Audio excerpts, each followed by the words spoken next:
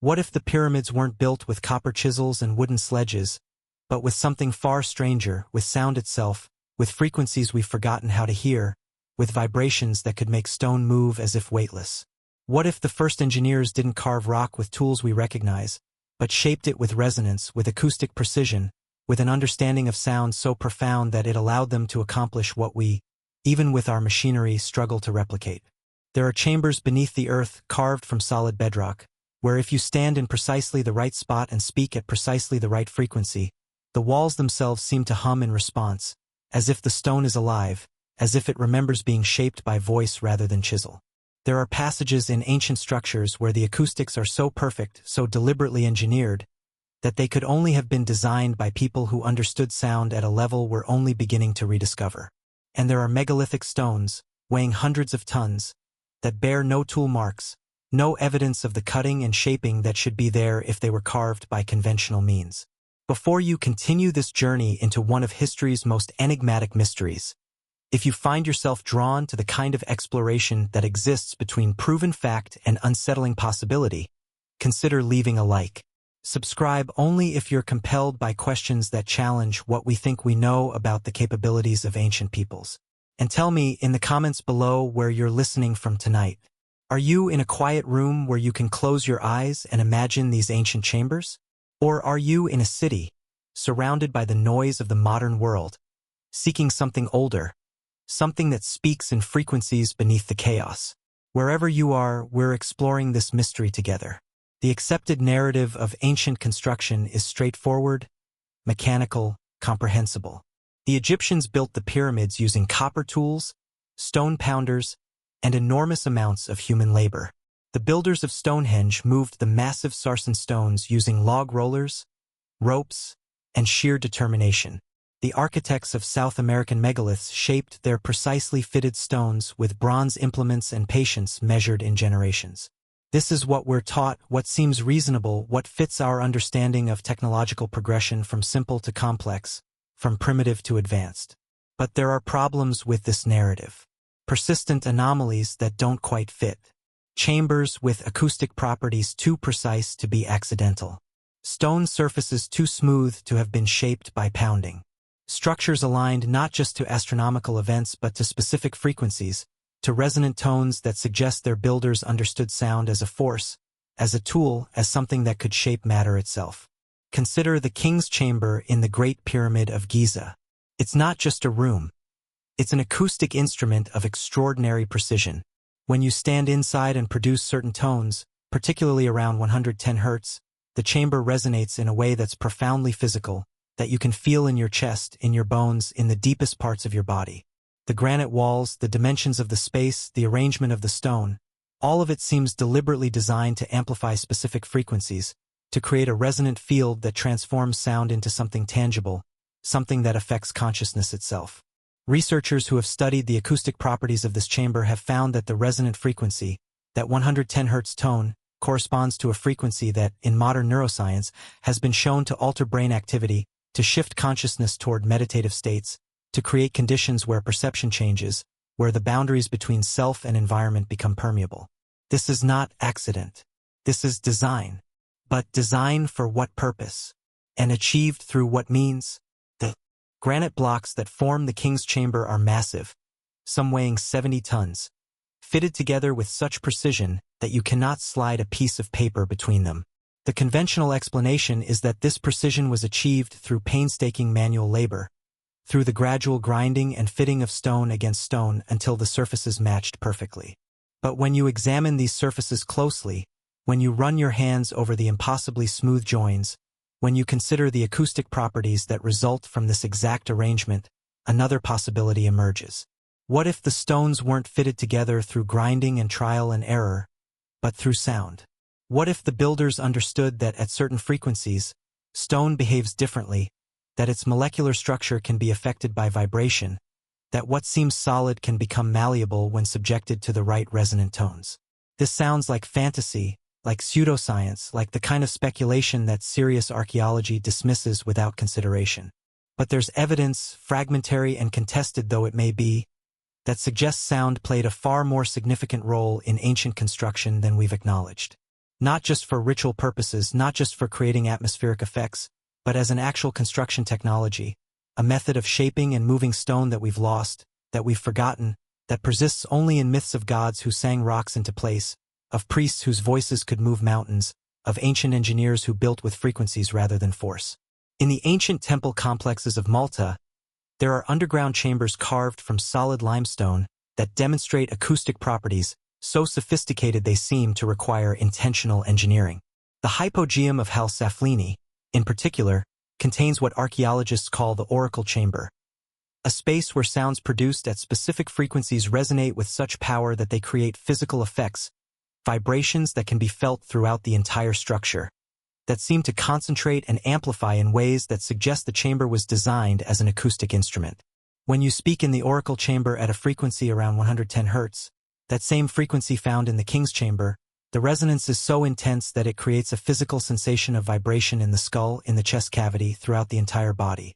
Modern acoustic testing has revealed that this is not coincidence, not the accidental result of the chamber's shape, but a deliberate feature created through precise understanding of acoustics, of resonance, of how sound behaves in enclosed spaces.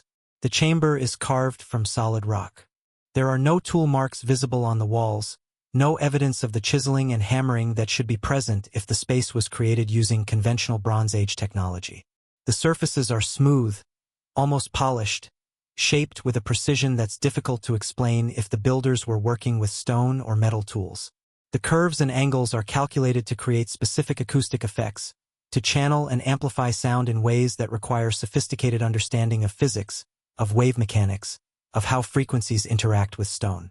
How did the Neolithic people of Malta, who supposedly lacked advanced technology, who had no written language, who existed thousands of years before the development of scientific acoustics, create such a space? How did they know that 110 Hz would create the specific neurological effects that modern science has only recently documented?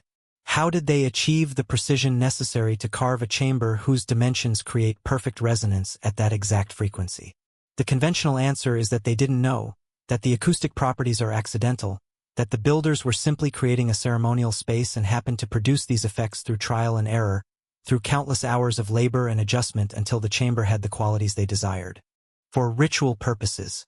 But this explanation requires us to believe that people with no theoretical understanding of acoustics nonetheless created one of the most acoustically sophisticated spaces in the ancient world, that they achieved through blind experimentation what we can only accomplish with computer modeling and precise measurement.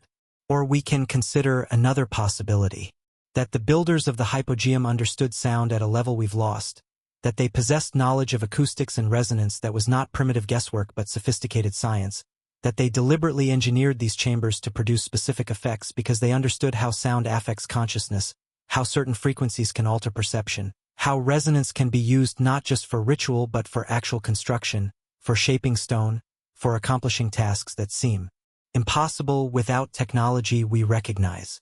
This possibility is supported by similar findings at other ancient sites around the world. In the chambered cairns of Ireland and Scotland, acoustic measurements have revealed that many of these Neolithic structures were designed to resonate at specific frequencies, particularly in the low-frequency range that affects human consciousness. Newgrange, the famous passage tomb in Ireland, has a chamber that amplifies sound at frequencies that correspond to male speech patterns, creating resonant effects that would have made a speaker's voice seem to come from everywhere and nowhere, as if the stones themselves were speaking. At Machu Picchu in Peru, there are stones fitted together with such precision that they seem to have been molded rather than carved. The famous 12-angled stone, weighing several tons and fitted perfectly into the wall around it, shows no evidence of tool marks, no sign of the gradual shaping that would be necessary if it was carved using bronze or stone implements. The surfaces are smooth, the angles exact, the fit so tight that even modern technology would struggle to replicate it. And throughout the Incan structures, there are acoustic anomalies, places where sound behaves in unexpected ways, where whispers carry across vast distances, where certain tones produce resonant effects in the stones themselves. The Incans had a tradition of using sound in their ceremonies, of employing specific frequencies in their rituals. What if this wasn't just symbolic, but practical? What if they understood that sound could be used to shape stone, to create the impossible fits and smooth surfaces that characterize their most impressive constructions? In Egypt, beyond the pyramids, there are other acoustic mysteries. The Temple of Karnak contains a chamber where acoustic testing has revealed resonant frequencies in the same range as those found in Malta and Ireland, around 110 to 120 Hz. The Osirian at Abydos, a structure of massive granite blocks fitted together with extraordinary precision, shows acoustic properties that suggest it was designed to amplify specific tones. Throughout the ancient Egyptian sacred sites, there's a consistent pattern of acoustic engineering that seems far too sophisticated, far too deliberate, to be accidental. And then there are the myths, the stories preserved in cultures around the world that speak of sound being used as a force, as a power, as a means of accomplishing the impossible. In Egyptian mythology, the god Thoth is said to have built structures through the power of his voice, speaking the words that made stones arrange themselves into temples and monuments. In Hindu tradition, the mantra, the sacred sound, is described as a force that shapes reality itself, that can affect matter and consciousness through vibration alone. The Hopi people of North America have legends of their ancestors moving stones through sound, using specific tones produced by voice and instrument to levitate rocks that would otherwise be immovable.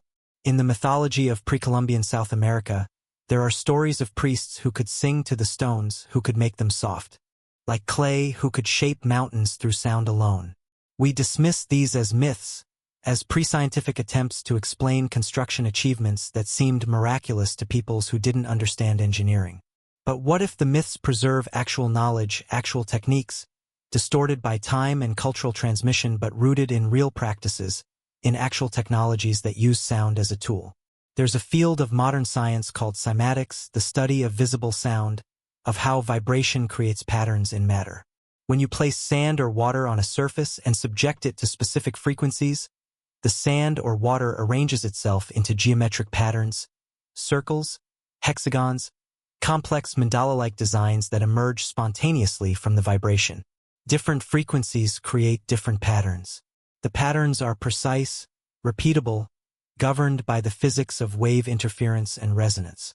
Hans Jenny, the Swiss scientist who pioneered modern cymatics in the 1960s, demonstrated that sound can organize matter into structured forms, that vibration creates order from chaos, that specific frequencies produce specific geometric arrangements.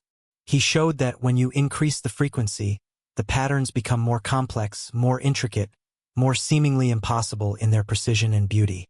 What Jenny discovered or rediscovered is that sound is not just auditory experience but a physical force that shapes matter, that organizes molecular structures, that can transform the arrangement of particles through pure vibration. And if sound can organize sand and water into complex geometric patterns, what could it do to stone? What could it do to molecules of granite or limestone or basalt, subjected to sustained resonance at specific frequencies? There are researchers working at the margins of accepted science who have explored this question. They've subjected various materials to intense sonic vibration and observed effects that challenge our understanding of what's possible. Stone subjected to certain frequencies shows changes in density, in molecular alignment, in properties that suggest it becomes more malleable, more receptive to shaping. The effects are subtle, require specialized equipment to detect, but they're real, measurable, repeatable.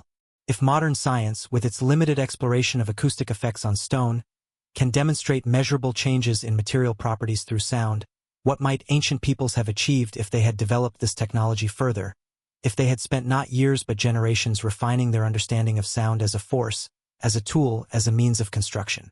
The evidence suggests they might have achieved a great deal. At Göbekli Tepe in Turkey, the oldest known temple complex in the world, there are massive T-shaped pillars, some weighing more than 15 tons, quarried and transported and erected by people who supposedly lacked metal tools, who lived before the development of agriculture, before the rise of anything we would recognize as civilization. The pillars are covered in intricate carvings of animals and symbols, carved with a precision and artistry that seems to require metal tools. Yet the site predates metalworking by thousands of years, and the site has acoustic properties. The arrangement of the pillars creates acoustic effects, channeling and amplifying sound in ways that suggest deliberate design. When researchers have conducted acoustic tests at Göbekli Tepe, they've found that certain spaces within the structure resonate at specific frequencies, that the stone circles create acoustic environments that would have enhanced ritual activities, that the whole complex seems designed not just as architecture but as a kind of sonic instrument. How did Neolithic peoples, working with stone tools, carve 15-ton pillars with such precision? How did they transport these massive stones without wheels, without draft animals, without any of the technologies we associate with moving such weights? The conventional answer involves enormous labor forces, log rollers, ramps, and determination. But there's no evidence of the ramps, no clear explanation for how such labor could have been organized in a pre-agricultural society. No satisfactory answer to how the precision was achieved with primitive tools. Unless the tools weren't primitive. Unless the technology wasn't based on force and friction but on sound and resonance. Unless the builders of Göbekli Tepe understood something about vibration and stone that we've lost, that we've forgotten, that exists now only in fragmentary myths and the acoustic properties of structures we can measure but not fully explain. In the Andes Mountains of South America, there are stones at sites like Sacsayhuaman and Pumapunku that demonstrate similar impossibilities. The stones are massive, some weighing more than 100 tons, and they're shaped and fitted with precision that defies explanation using Bronze Age technology. The surfaces are smooth, almost polished. The angles are exact. The fits are so tight that you cannot insert a razor blade between the stones. And there are no tool marks, where you would expect to see the evidence of bronze chisels, of stone hammers, of the gradual shaping and fitting that would be necessary to achieve such precision. There is nothing. The surfaces are smooth, unmarked, as if the stone was not carved but molded. Not shaped through removal of material but through some process that left no trace of how it was accomplished. Researchers examining these stones have proposed various theories. Some suggest that the builders used advanced loss techniques involving heat or acid to soften the stone. Others propose that they had access to tools we haven't discovered or haven't recognized. But none of these explanations fully account for the precision, for the scale, for the absence of any evidence of the processes that should have been necessary. But if the builders used sound, if they understood how specific frequencies can affect the molecular structure of stone, how sustained resonance can make solid matter behave differently, then perhaps no conventional tool marks would be expected. Perhaps the smooth surfaces, the exact angles, the impossible fits are exactly what we should expect from a technology based not on cutting and grinding but on acoustic shaping, on using vibration to manipulate stone at a level we're only beginning to understand is possible. The Coral Castle in Florida, though modern in construction, built in the early 20th century, offers a tantalizing glimpse into what might be possible with acoustic technology. Edward Leedskalnin, a small man weighing barely 100 pounds, single-handedly quarried, transported, and erected more than 1,000 tons of coral stone, creating structures that include walls, a tower, massive gates that pivot on precisely balanced centers, and furniture carved from multi-ton blocks of stone. Leedskalnin claimed he had rediscovered the secrets of the pyramid builders, that he understood how the ancient Egyptians had moved massive stones. He worked alone at night and refused to allow anyone to observe his methods. Neighbors reported hearing him singing to the stones, producing what they described as unusual tones and sounds during his work. After his death, investigators found a flywheel and various electrical equipment in his workshop, leading some to speculate that he had discovered a way to use electromagnetic fields and sound to reduce the apparent weight of stone. Whether Leedskalnin actually used acoustic levitation or some other unconventional method remains unclear. He left no detailed records of his techniques.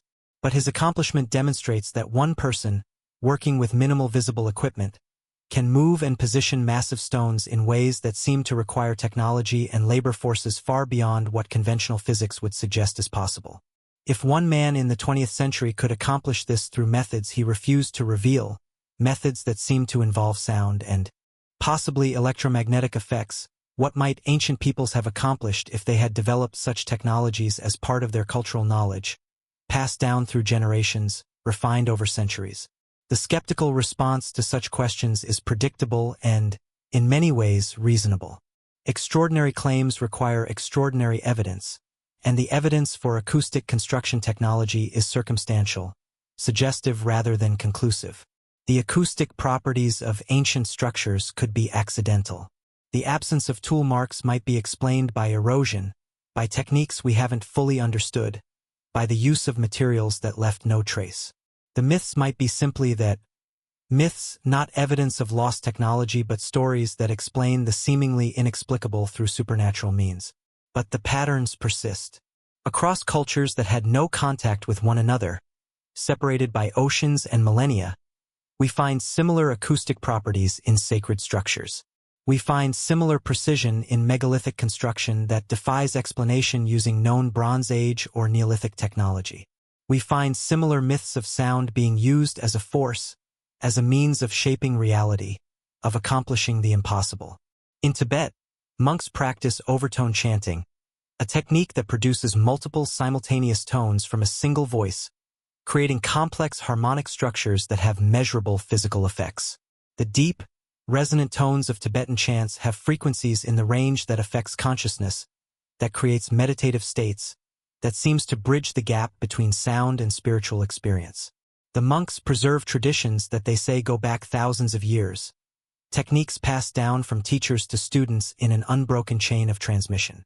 And in their traditions, there are stories of ancient times when sound was used not just for meditation but for construction, when the great monasteries were built not with tools but with sustained chanting, when stones moved in response to voices, when the boundaries between consciousness and matter were permeable, when sound could shape the world.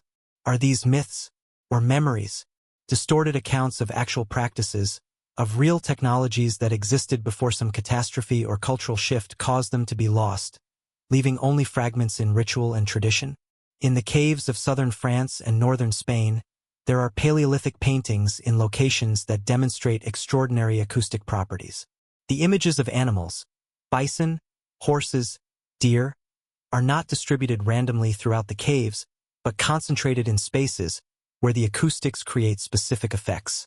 When you make sounds in these locations, the reverberation creates the illusion that the sounds are coming from within the rock itself, that the stone is responding, speaking, alive.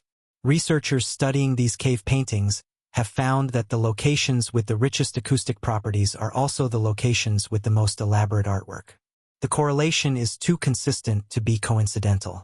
The Paleolithic artists, working tens of thousands of years ago, understood the acoustic properties of the cave spaces and deliberately chose locations where sound would interact with stone in meaningful ways, creating environments where the boundaries between seen and heard, between image and sound, between art and ritual would dissolve.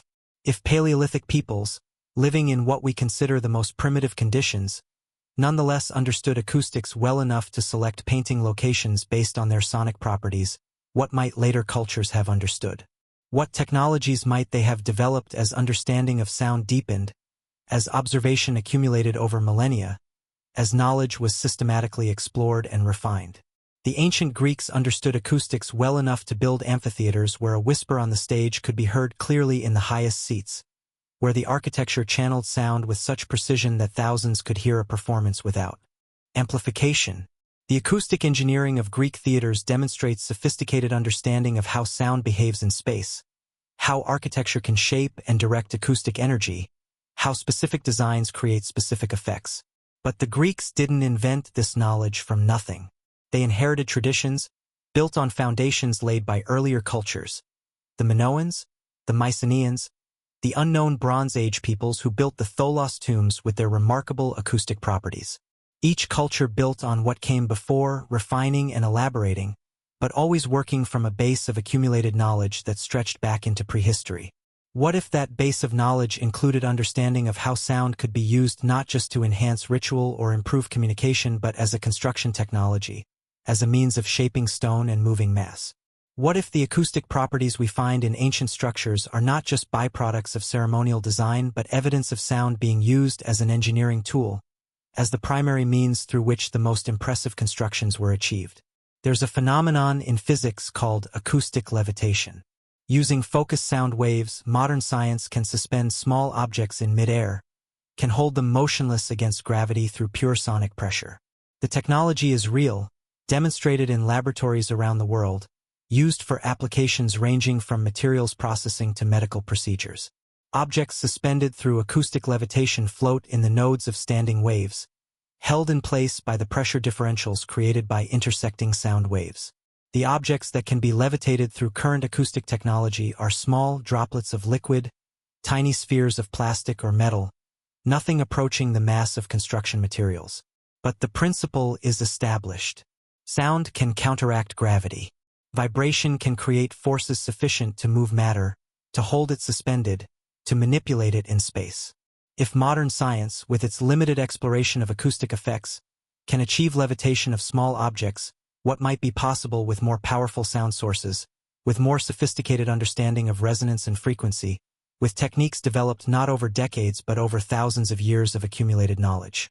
The Tibetan monks have a tradition, preserved in their texts and teachings, of stones being moved through sound during the construction of monasteries in remote mountain locations. The accounts describe large stones being positioned in circles around the construction site, with long horns, radongs, and drums being played in specific rhythms and frequencies. The stones, according to these accounts, would rise from the ground and float to their positions in the structure being built, guided by the monks through adjustment of sound and rhythm. Western scientists who investigated these claims in the mid-20th century observed demonstrations that they found difficult to explain. While they didn't witness the levitation of building stones, they did observe acoustic effects that seemed to make objects lighter, that reduced the force required to move them, that created what they described as unusual physical phenomena in the presence of sustained sound at specific frequencies. The accounts are controversial, disputed, subject to various interpretations ranging from outright dismissal to suggestions that some unknown physical principle was being demonstrated. But they're consistent with other traditions from around the world that describe sound being used to move stone, to accomplish construction tasks that would otherwise require technology these cultures supposedly lacked. In ancient Egypt, there are depictions in temple reliefs that show what appear to be acoustic devices, objects that some researchers interpret as resonance chambers or sound amplifiers. The Ankh, the famous Egyptian symbol of life, has been proposed by some alternative researchers to represent not just a spiritual symbol but an actual device, possibly a tuning fork or resonance tool used in construction and ritual. The Djed pillar, another common Egyptian symbol, has been analyzed for possible acoustic significance, with some suggesting it represents a standing wave or resonant column. These interpretations are speculative, rejected by mainstream Egyptology as fanciful overinterpretation of symbolic imagery. But they're part of a larger pattern of evidence that suggests the ancient Egyptians understood sound in ways we don't fully appreciate. The precision of pyramid construction, the acoustic properties of temple chambers, the depictions of gods and priests holding objects that might be acoustic tools, all of it points toward a culture that incorporated sound into their technology and worldview at a fundamental level. And there are the hieroglyphs themselves, which according to some researchers encode information about sound and frequency. The Egyptian word for sound is similar to their word for power, suggesting a conceptual connection between acoustic phenomena and force, between vibration and energy. The texts speak of words of power, of utterances that could affect the physical world, of knowledge that was transmitted through sound rather than just through written symbols. What if these weren't just metaphors?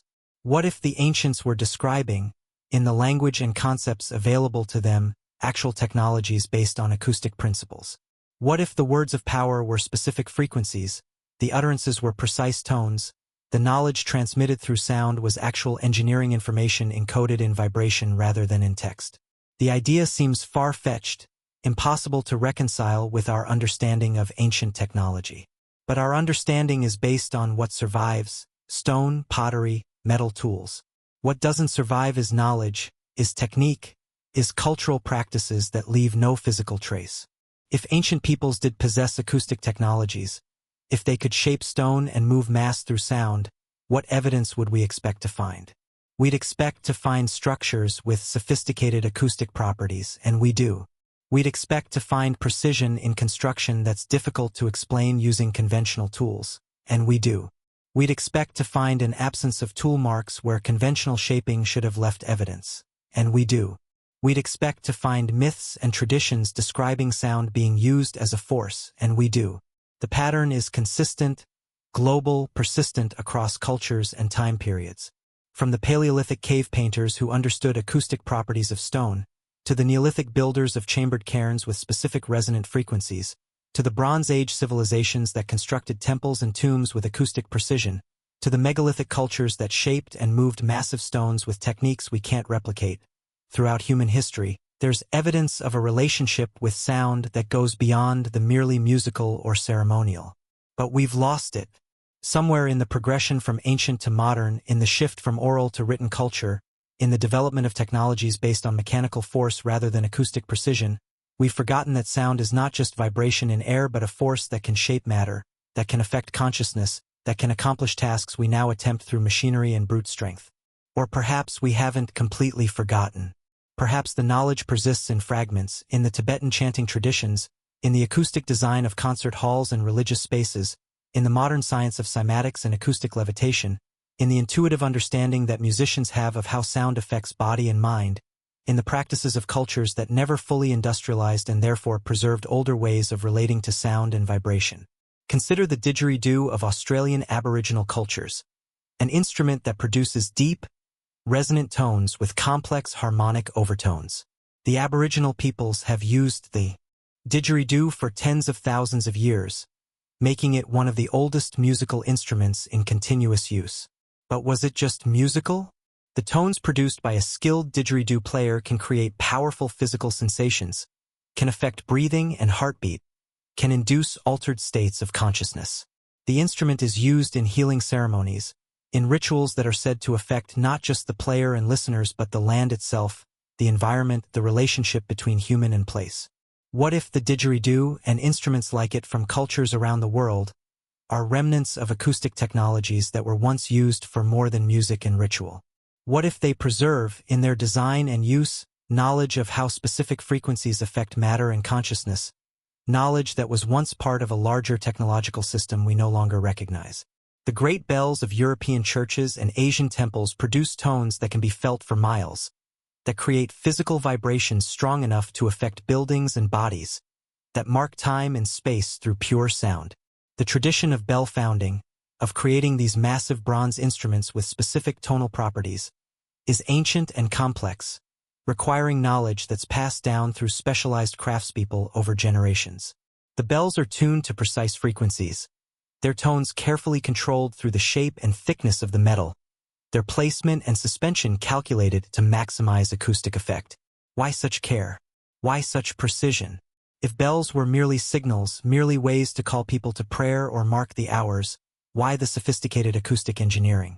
Unless the bells serve another purpose, unless the vibrations they create are intended to do more than just produce sound, unless there's an understanding, preserved in the tradition of bell founding, that specific frequencies have effects that go beyond the auditory, that touch something deeper in human experience and perhaps in physical reality itself.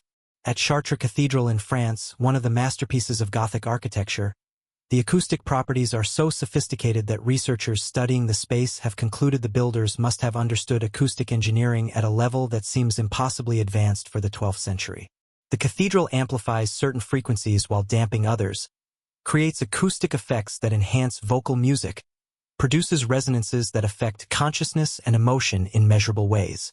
The floor has a labyrinth that pilgrims walk in meditation, and the acoustics are such that footsteps and prayers produce specific resonant effects as walkers spiral inward toward the center. The conventional explanation is that medieval builders learned through trial and error, that generations of cathedral construction produced accumulated knowledge of what worked acoustically and what didn't. But the precision at Chartres suggests something more systematic, something more like scientific understanding of how sound behaves in space, how architecture shapes acoustic energy, how specific designs create specific effects. And Chartres is built on an older site, on ground that was sacred long before Christianity, on a location that Celtic peoples considered powerful, that has a well with water that was said to have healing properties, that demonstrates all the characteristics of a place where earth energies, acoustic properties, and human consciousness intersect in ways we don't fully understand but ancient peoples seem to recognize and utilize. The pattern repeats at sacred sites around the world. They're located at places with unusual properties: geological, magnetic, acoustic.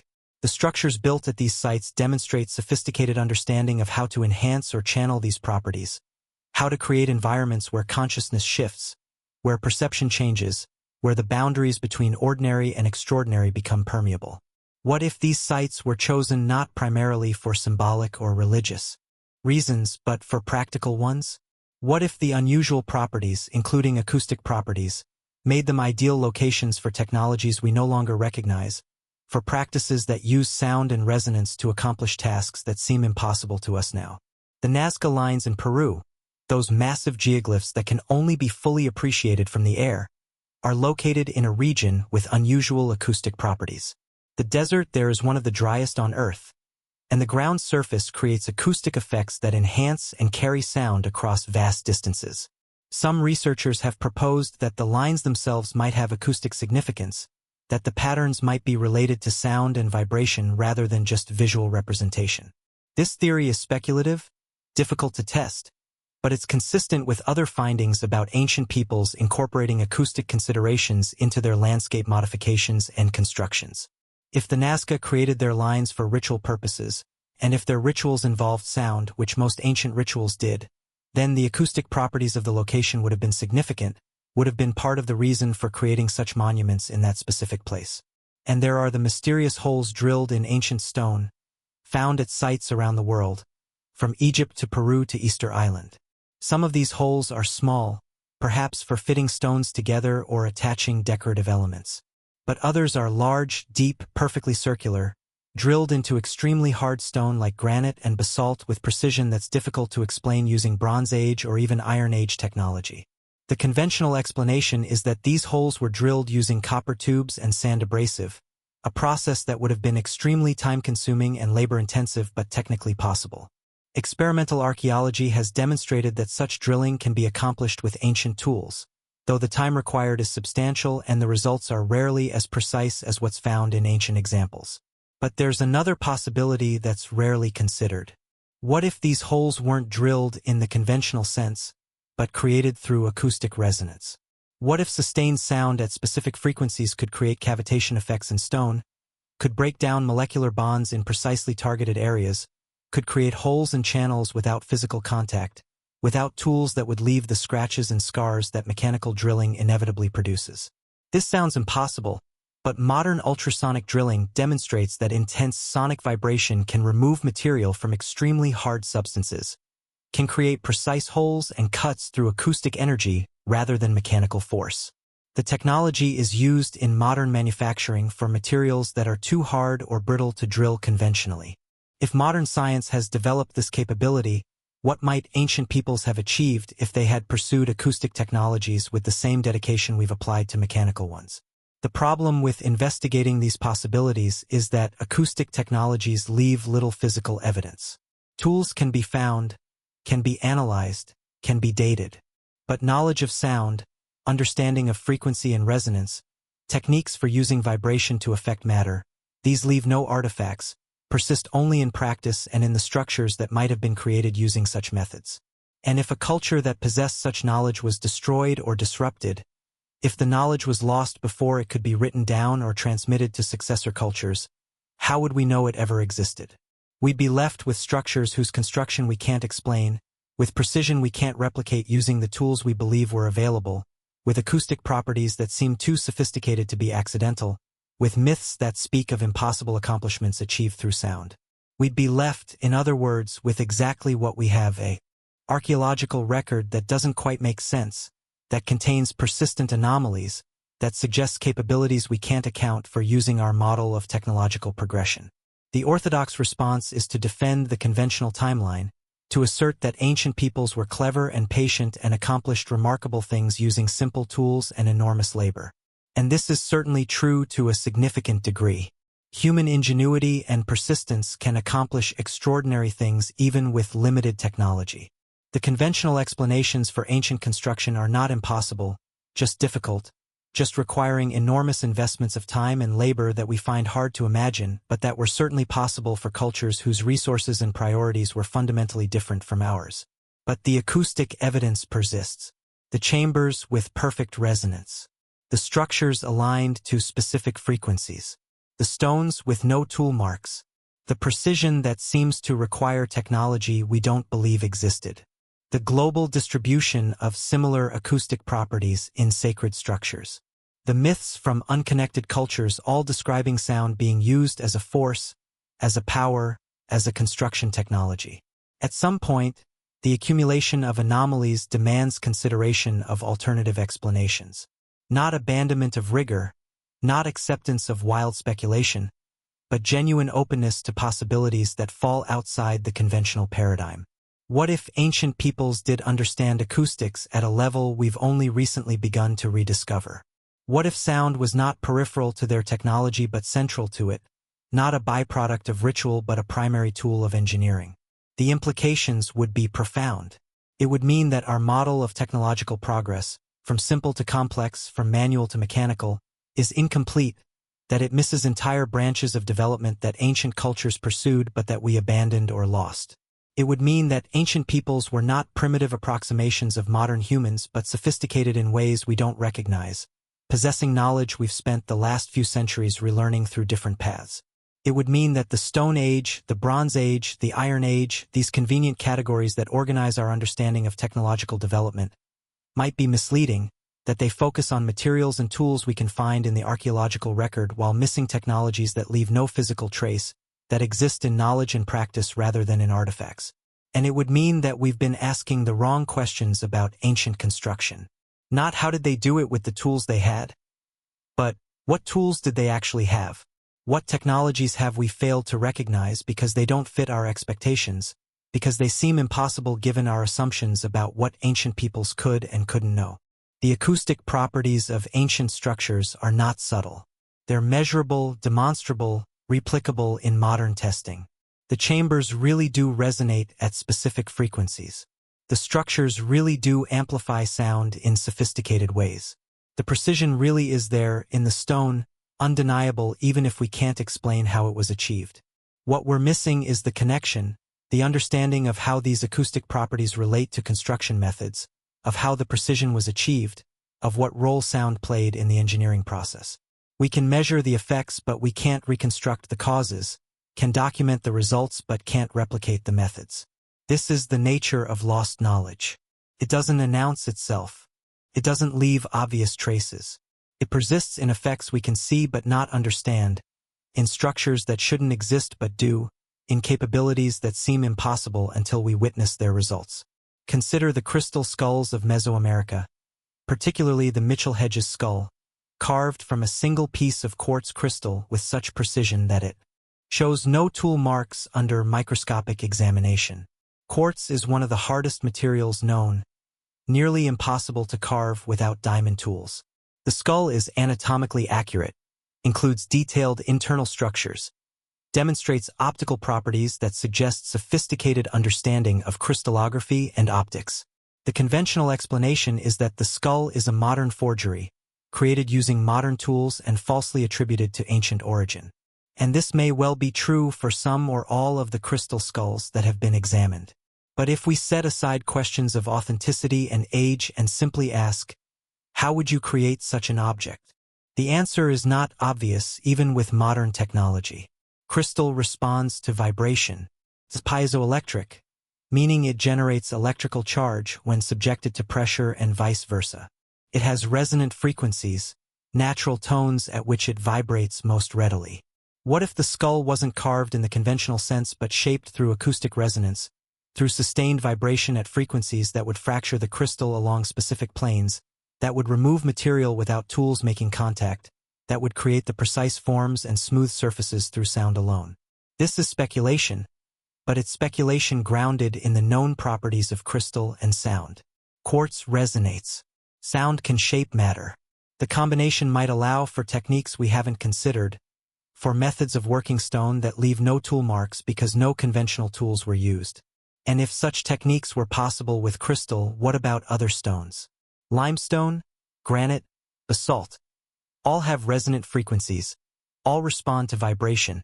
All might be susceptible to acoustic shaping if the right frequencies and techniques were employed. The problem is that we don't have the knowledge to test these possibilities adequately. We know how to measure acoustic properties. We know how to document resonance. But we don't know how or if ancient peoples might have used such properties for construction purposes. The knowledge, if it existed, was lost. The techniques, if they were practiced, were forgotten. What remains are the structures themselves and the mysteries they embody. At Baalbek in Lebanon, there are stones in the temple foundation that weigh more than 800 tons.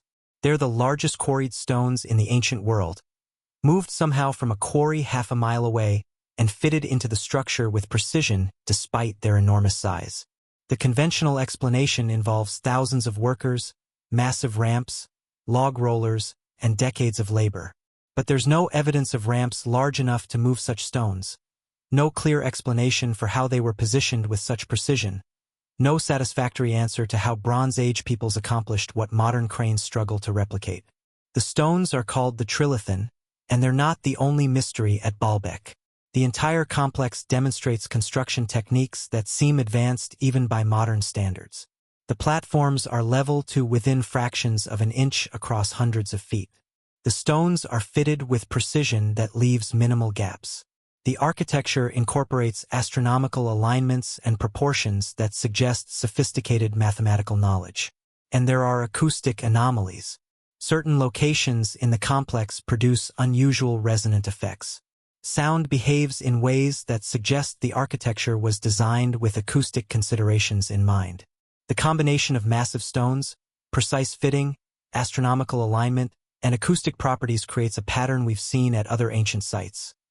A pattern that suggests engineering principles we don't fully understand, construction methods we can't explain, knowledge that ancient peoples possessed but that we've lost. Or perhaps we're beginning to rediscover it. Modern acoustic research has revealed that sound can have profound effects on matter and consciousness that specific frequencies can. Alter molecular structures, that sustained resonance can create forces and conditions we're only beginning to understand. Cymatics shows us that sound creates order, that vibration organizes matter into geometric patterns. Acoustic levitation demonstrates that sonic pressure can counteract gravity. Research into infrasound and ultrasound reveals effects on human consciousness and physiology that ancient peoples seem to have understood empirically even if they lacked our theoretical frameworks. What if we took the acoustic properties of ancient structures seriously, not as accidental byproducts or merely ceremonial considerations, but as evidence of acoustic engineering, of construction methods based on sound? What experiments might we conduct? What knowledge might we recover? Some researchers are beginning to ask these questions, to investigate the possibility that sound played a more significant role in ancient construction than we've acknowledged. They're measuring resonant frequencies at ancient sites, documenting acoustic properties with precision, analyzing how sound behaves in these structures, looking for patterns that might reveal engineering principles. And they're finding patterns. The chambers with sophisticated acoustics are not randomly distributed but concentrated in the most sacred, most important structures. The resonant frequencies cluster in specific ranges, particularly around 110 Hz, that frequency that affects human consciousness, that appears in diverse structures from Malta to Egypt to Peru. The precision of acoustic design correlates with precision of construction, suggesting that the same knowledge base informed both. This research is controversial, exists at the margins of mainstream archaeology, often dismissed as pseudoscience or wishful thinking. But the data is real. The measurements are objective. The patterns exist whether or not we can explain them, whether or not they fit our expectations of what ancient peoples could or couldn't know. Science advances not by defending established paradigms but by following evidence wherever it leads, by entertaining possibilities that challenge accepted models, by remaining open to explanations that might seem unlikely but that account for data better than conventional theories do. If acoustic engineering was part of ancient technology, it would explain anomalies that currently lack satisfactory explanations. It would account for precision we can't replicate, for construction methods that leave no tool marks, for the global distribution of similar acoustic properties in sacred structures. It would make sense of the myths and traditions that speak of sound being used as a force, as a power, as a means of accomplishing the impossible. And it would connect to something we're rediscovering in modern science, that sound is not just auditory phenomenon but fundamental force, that vibration shapes reality at levels from quantum to cosmic, that the universe itself might be understood as patterns of resonance, as frequencies interacting to create the structured complexity we experience as physical reality. Ancient Hindu and Buddhist philosophy speaks of the universe as vibration, as the primordial sound Om from which all creation emerges. This was long dismissed by Western science as primitive metaphysics, as pre-scientific speculation with no basis in reality. But modern physics has revealed that at the quantum level particles behave as waves, that matter and energy are interchangeable, that reality at its most fundamental is vibration, is frequency, is waves of probability that collapse into particles only when observed. The ancients, it seems, understood something we're only now confirming through sophisticated mathematics and experimental apparatus. They understood that sound, that vibration, that frequency is fundamental, that reality is not solid and static but dynamic and resonant, that consciousness itself might be understood as patterns of vibration interacting with other patterns to create the experience of existence.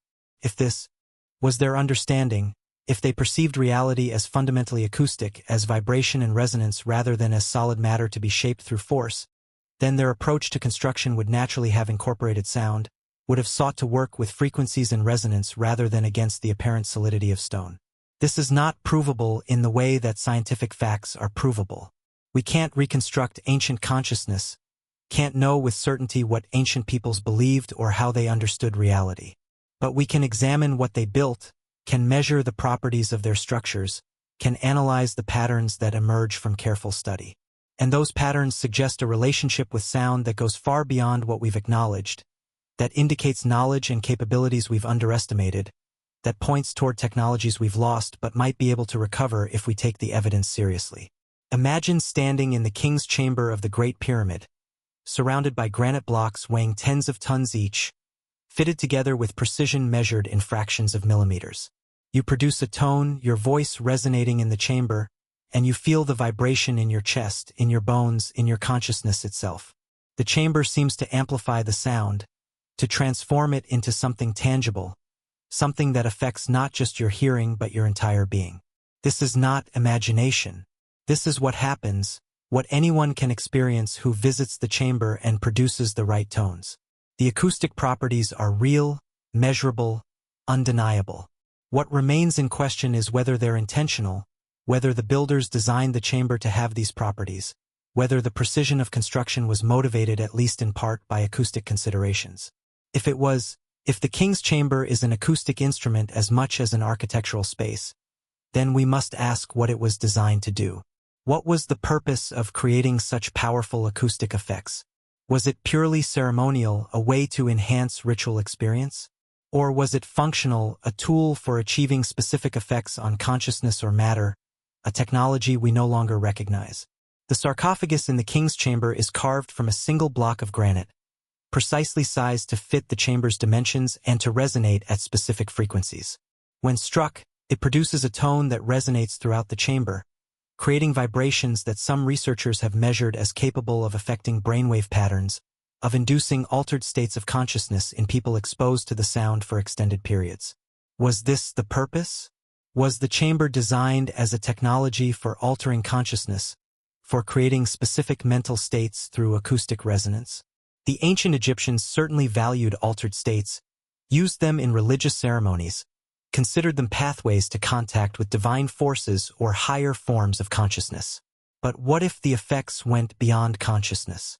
What if the acoustic properties had physical applications, if the chamber could be used to affect matter through resonance, if the precision of its construction allowed for effects we haven't considered because they fall outside our technological paradigm? These are questions without definitive answers. The builders left no instruction manual, no explanation of the chamber's purpose or the methods used in its construction. We're left to infer from what remains, to puzzle over anomalies, to wonder whether we're missing something fundamental about ancient capabilities and knowledge. The safe approach is to stick with conventional explanations, to assert that the acoustic properties are accidental or merely enhance ritual without implying any deeper technological significance. But safety doesn't advance understanding. Discovery requires willingness to consider uncomfortable possibilities, to entertain explanations that challenge established narratives, to follow evidence even when it leads toward conclusions that seem impossible given what we think we know. Throughout history, there have been moments when paradigms shifted, when accumulated anomalies finally forced reconsideration of fundamental assumptions. The Earth moved from the center of the universe to a planet among planets. Matter revealed itself as mostly empty space, as energy in temporary stability. Time proved relative rather than absolute. Each shift was resisted, dismissed as impossible by experts defending established models, until evidence became overwhelming and new understanding emerged. Perhaps we're approaching such a moment in our understanding of ancient technology. Perhaps the accumulated evidence of acoustic properties, construction precision, and mythological accounts of sound being used as a force will eventually demand serious consideration of possibilities we currently dismiss. Perhaps future archaeologists, equipped with better tools and freed from current assumptions, will look at sites like the Great Pyramid, the Hypogeum of Malta, Göbekli Tepe, and Baalbek and recognize them as examples of acoustic engineering, as structures built using technologies based on sound rather than force. Or perhaps not. Perhaps the conventional explanations are correct, the acoustic properties accidental, the precision achieved through patience and simple tools, the myths just myths.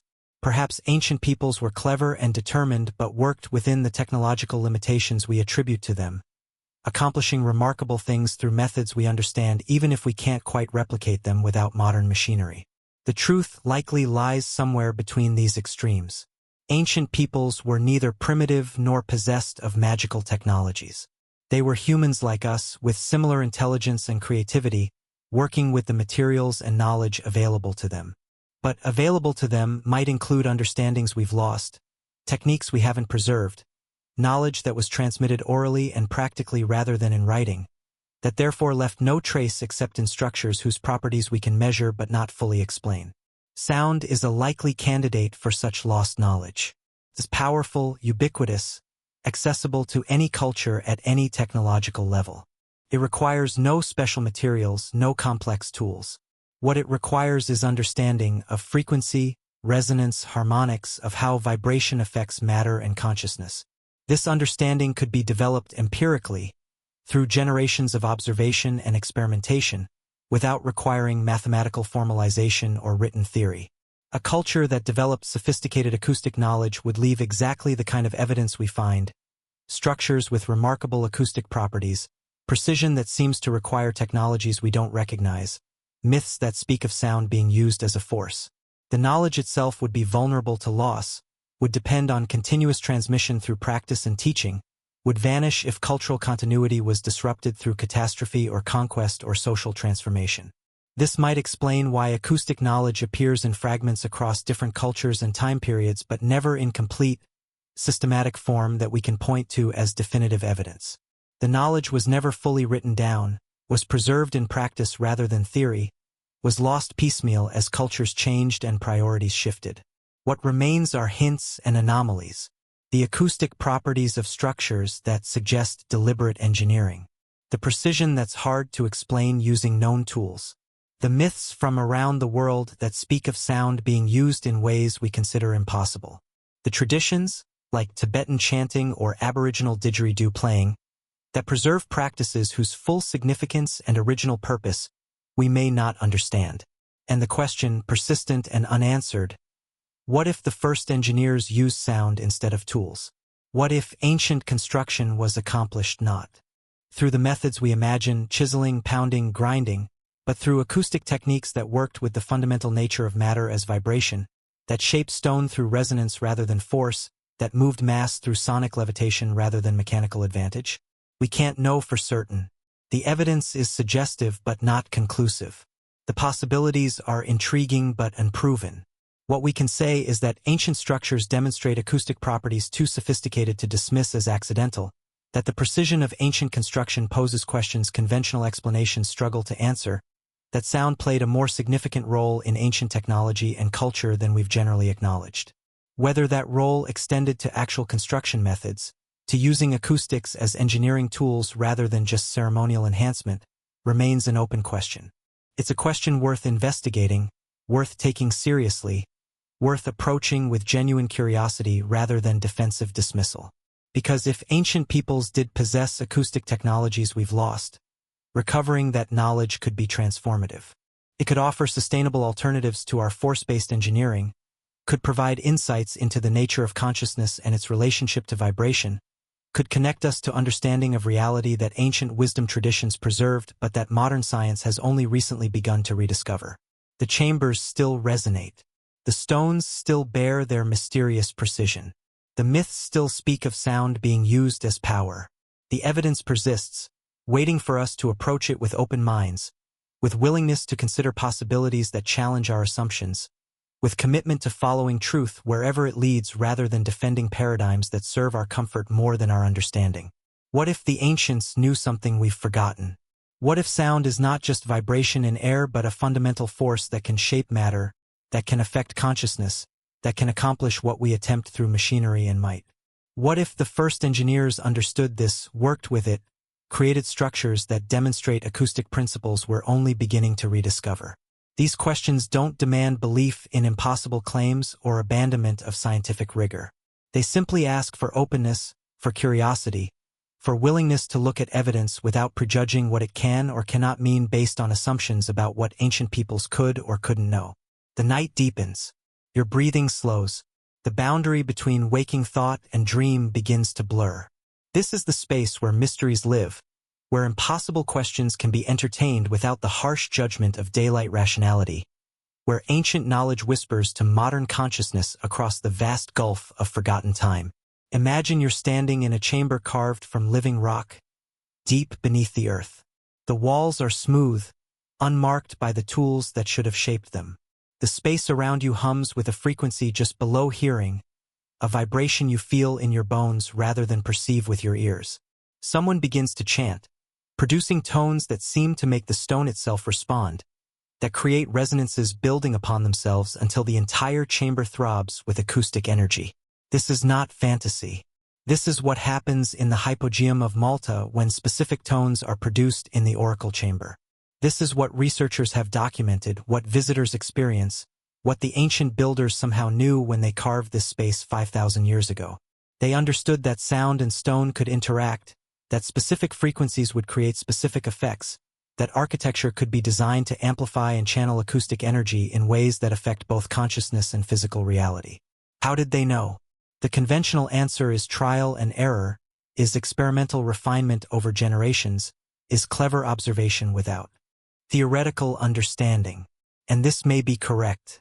But it's also possible that they knew because they possessed systematic knowledge of acoustics, because they understood vibration and resonance at a level we associate with modern physics, but that might be attainable through different paths of inquiry, through different ways of knowing that don't require mathematics and written theory.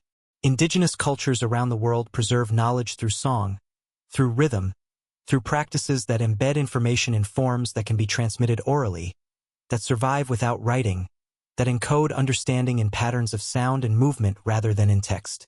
What if acoustic knowledge was preserved this way, was passed down through chants and tones that themselves demonstrated principles of resonance, that taught by example rather than explanation? The Aboriginal peoples of Australia preserve maps in songlines, in chants that encode geographical information, that allow navigation across vast distances through memory of tone and rhythm. The songs contain information about water sources, about landmarks, about routes through territory, all embedded in patterns that can be remembered and transmitted without writing. What if similar techniques preserved acoustic knowledge, if there were sound lines that encoded understanding of frequency and resonance, of how different tones affect different materials, of which vibrations produce which effects? The knowledge would be in the practice itself, would be demonstrated through the act of chanting or singing, would teach by participation rather than abstract instruction.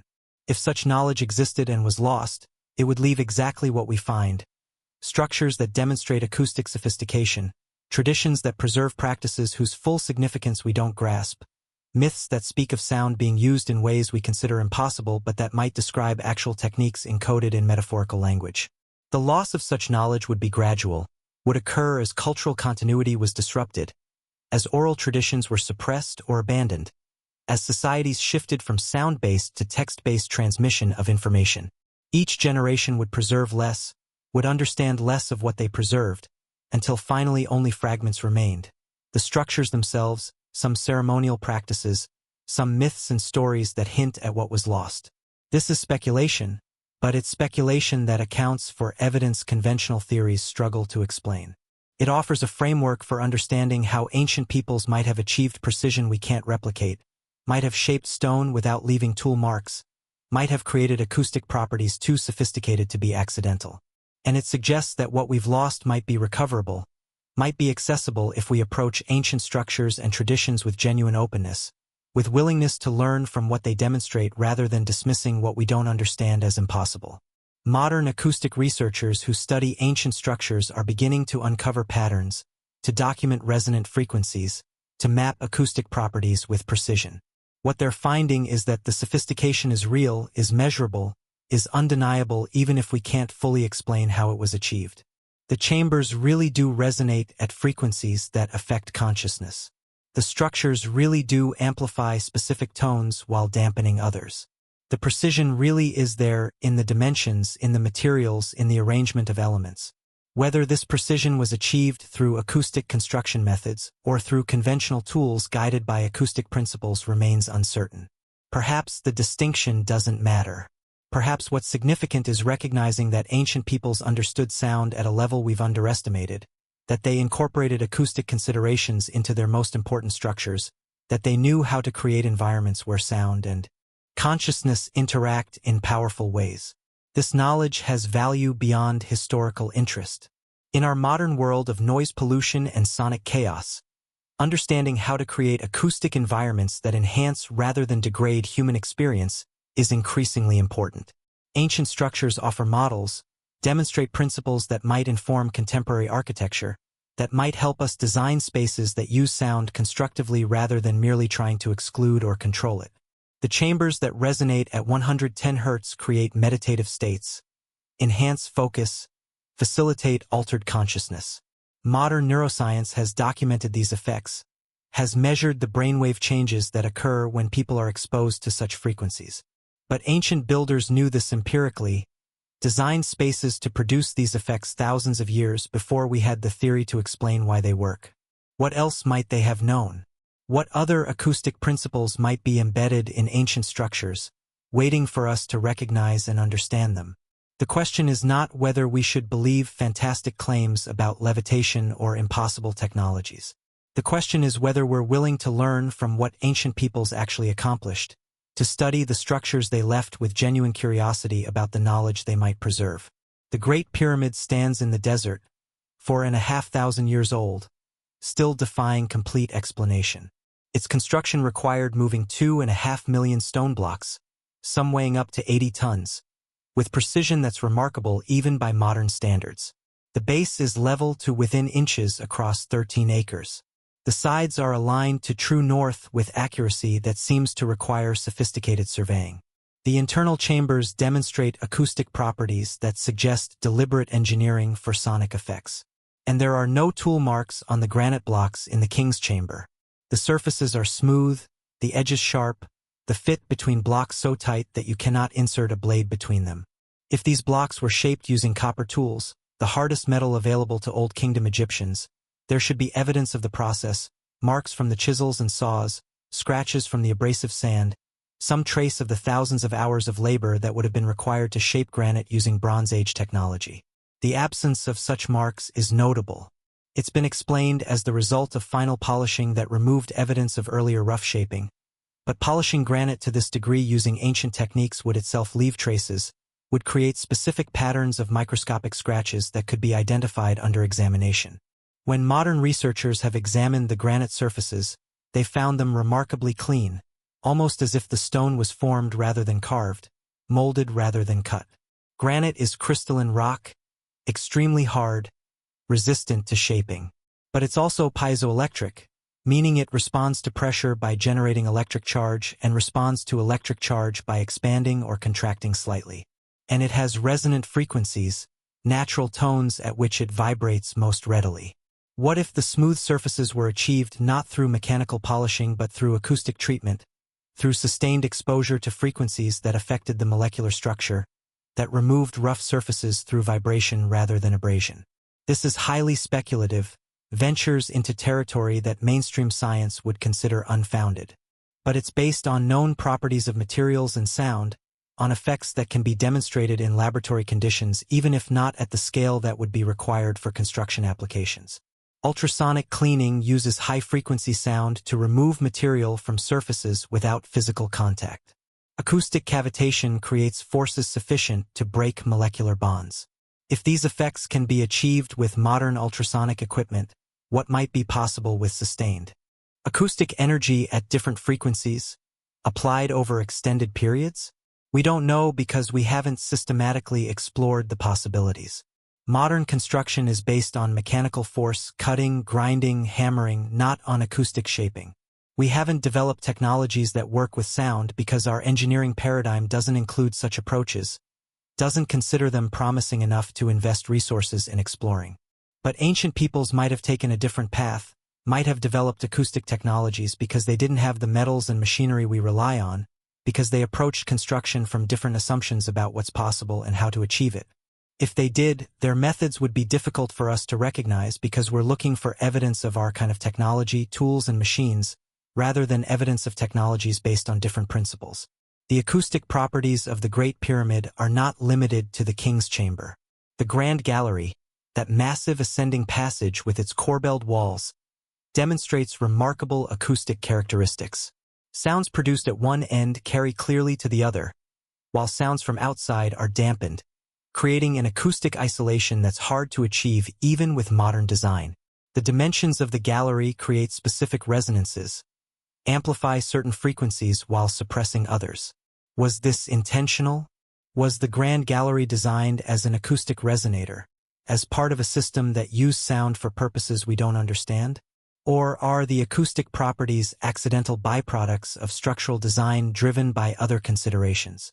We can't know with certainty, but the precision and consistency of acoustic effects across different chambers and passages suggest intentionality, suggest that the builders understood how their choices would affect sound, how different dimensions and materials would create different acoustic environments. And if they understood this well enough to design it deliberately, what else might they have understood about sound? What other applications might they have developed? What other uses might they have found for acoustic energy beyond creating resonant chambers?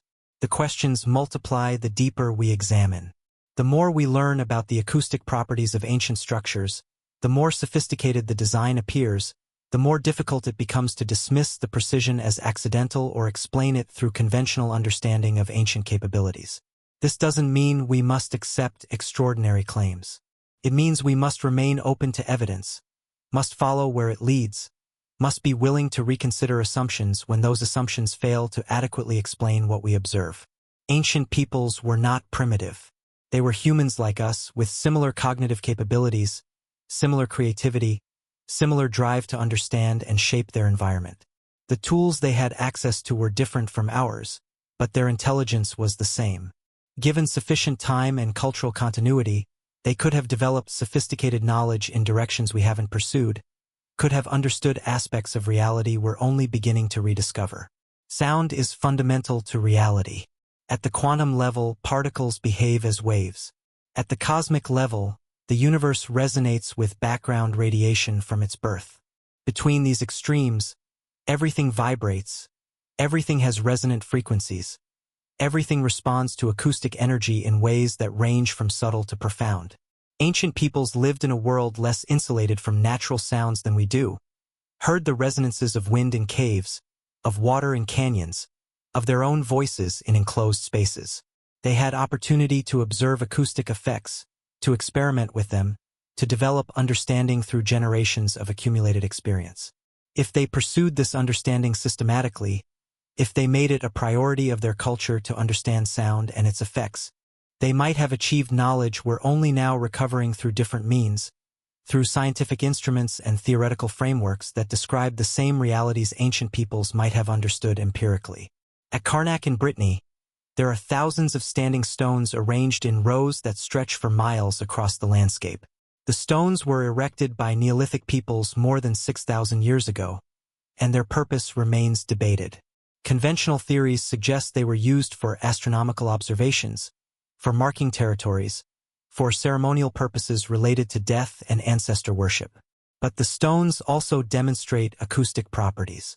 When researchers have mapped the resonant frequencies of the megalithic landscape at Karnak, they found that the stones create acoustic effects, that they channel and amplify sound in ways that seem unlikely to be purely accidental. The rows of stones create corridors where sound behaves differently than in open landscape, where specific frequencies are enhanced while others are dampened. And the stones themselves have different acoustic characteristics based on their composition. Some ring clearly when struck, producing tones that carry across long distances. Others absorb sound, creating zones of acoustic dampening. The distribution of different stone types suggests that the builders selected and positioned stones based on their acoustic properties, creating a landscape that's not just visual but sonic, that structures sound as much as it structures space. Why would Neolithic peoples create such a landscape? If the purpose was purely ceremonial or astronomical, the acoustic properties seem unnecessarily sophisticated, seem to represent a level of engineering that goes beyond what would be required for ritual or celestial observation. But if the landscape was designed with acoustic considerations as primary or at least significant factors, if the builders understood that sound could be shaped by arrangement of stones, that acoustic energy could be channeled and concentrated through careful positioning of resonant materials, then the sophistication makes sense. It represents acoustic engineering on a massive scale, a transformation of landscape into instrument. This interpretation is speculative, not accepted by mainstream archaeology. But it's consistent with findings at other megalithic sites, where acoustic properties appear too consistent and sophisticated to be merely coincidental.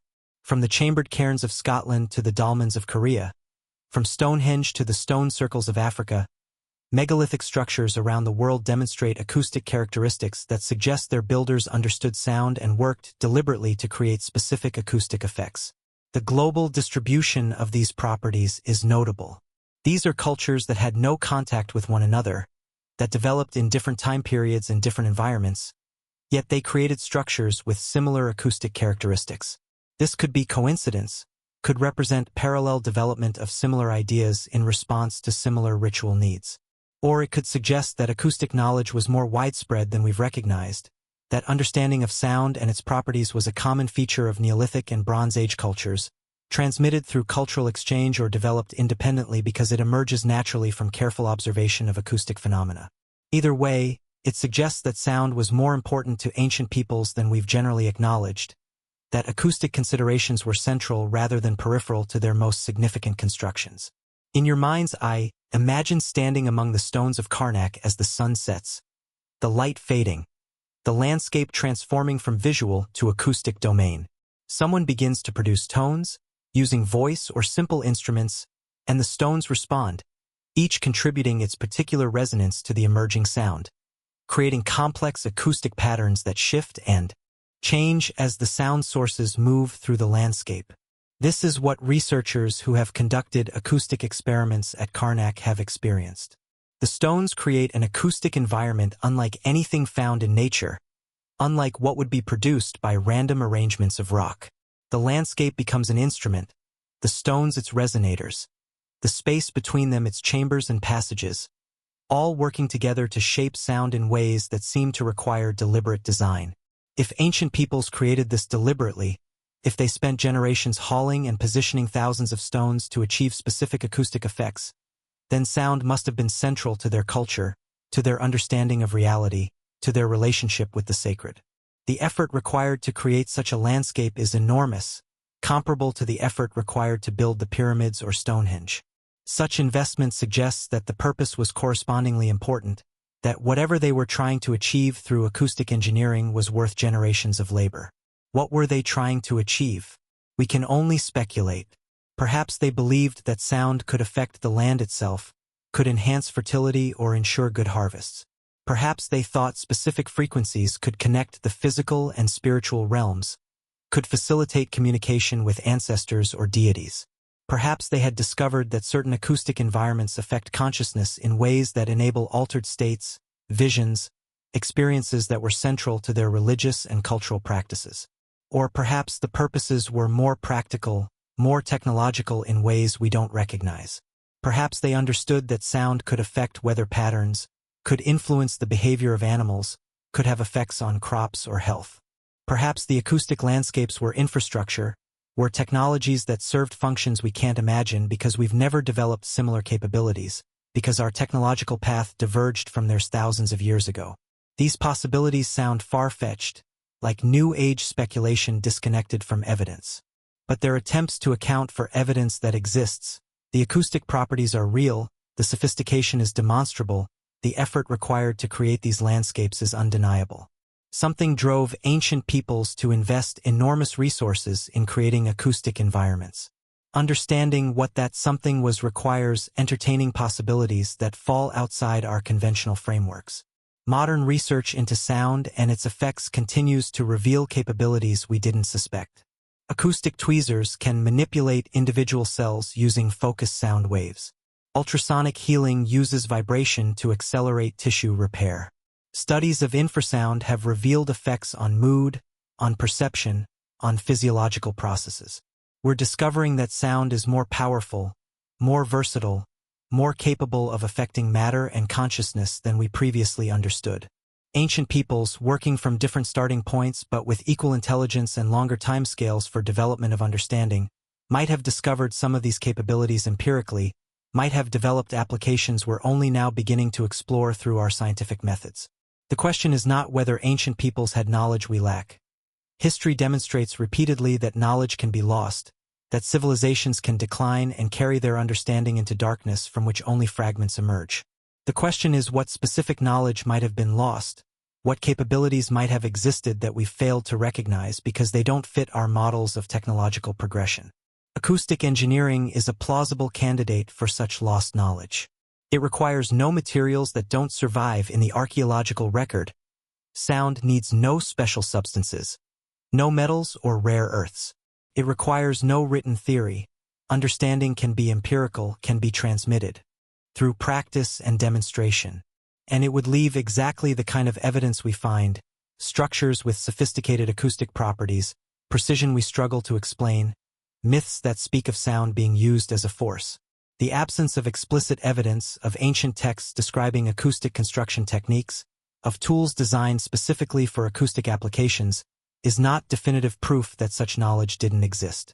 Most ancient knowledge was transmitted orally, was preserved in practice rather than text. The tools might have been simple, resonating stones, drums, horns, and therefore indistinguishable from ritual instruments. The knowledge might have been sacred, restricted to specialists, lost when those specialists died without passing complete understanding to successors. We face a paradox in studying ancient capabilities. The more sophisticated the knowledge, the more likely it was restricted to specialists, the more vulnerable it was to loss, and therefore the less likely we are to find clear evidence of it. What survives in the archaeological record is the common, the widely used, the mundane. The extraordinary knowledge, the specialized techniques, the most advanced capabilities, these are precisely what would be lost first when cultures collapse or transform. So we're left with effects without causes, with capabilities without clear methods, with structures that demonstrate sophistication we can measure but not fully explain. And we must decide whether to accept that our understanding is incomplete, that ancient peoples might have known things we don't, or to insist that conventional explanations must suffice even when they leave questions unanswered. Science, properly practiced, chooses the first path. It acknowledges uncertainty, remains open to revision, follows evidence rather than defending paradigms. But science as social institution often chooses the second path, resists challenges to established models, dismisses anomalies rather than investigating them seriously. The acoustic properties of ancient structures represent such anomalies. They're measurable, they're undeniable, they're sophisticated. But they don't fit comfortably into our narrative of ancient technology, don't align with our understanding of what Neolithic and Bronze Age peoples could know and do. So they're often minimized, explained as accidental, attributed to ritual purposes without deeper technological significance. But what if we took them seriously? What if we approached ancient acoustic properties as evidence of engineering, as demonstrations of knowledge we should try to understand and perhaps recover? What experiments might we conduct? What might we learn? We might discover principles of construction that don't require the massive machinery we rely on, that work with natural forces rather than against them, that achieve precision through understanding rather than through brute force. We might find that sound can accomplish tasks we attempt through mechanical means, that acoustic methods offer alternatives that are more sustainable, more elegant, more aligned with how matter actually behaves at fundamental levels. Or we might discover that the acoustic properties are indeed accidental, that ancient peoples were clever but worked within the technological constraints we imagine, that the sophistication we perceive is projection of our own expectations rather than evidence of lost knowledge. Either outcome would be valuable. Either would advance understanding. But we'll never know unless we investigate seriously, unless we move beyond dismissive skepticism to genuine inquiry. The night is deep now, your thoughts drifting between waking analysis and dream imagery. The boundaries blur, and in that blurred state, possibilities become more accessible, questions become more fluid. The certainties that govern daylight thinking relax their grip. What if stone could be shaped by song?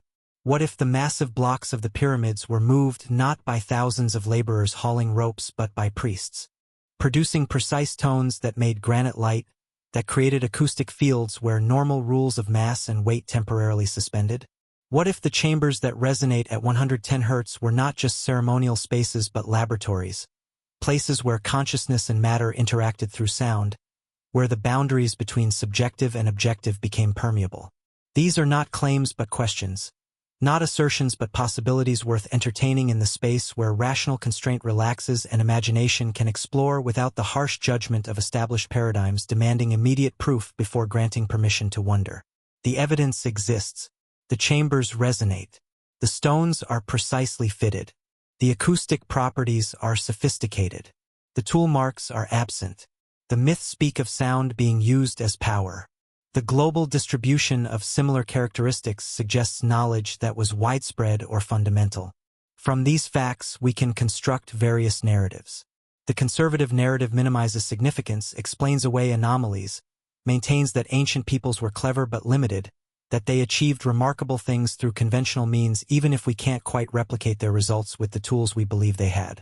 The alternative narrative takes the evidence more seriously, considers that ancient peoples might have developed knowledge we lack, that they might have pursued technologies based on different principles than ours, that sound might have been central to their engineering in ways we've failed to recognize.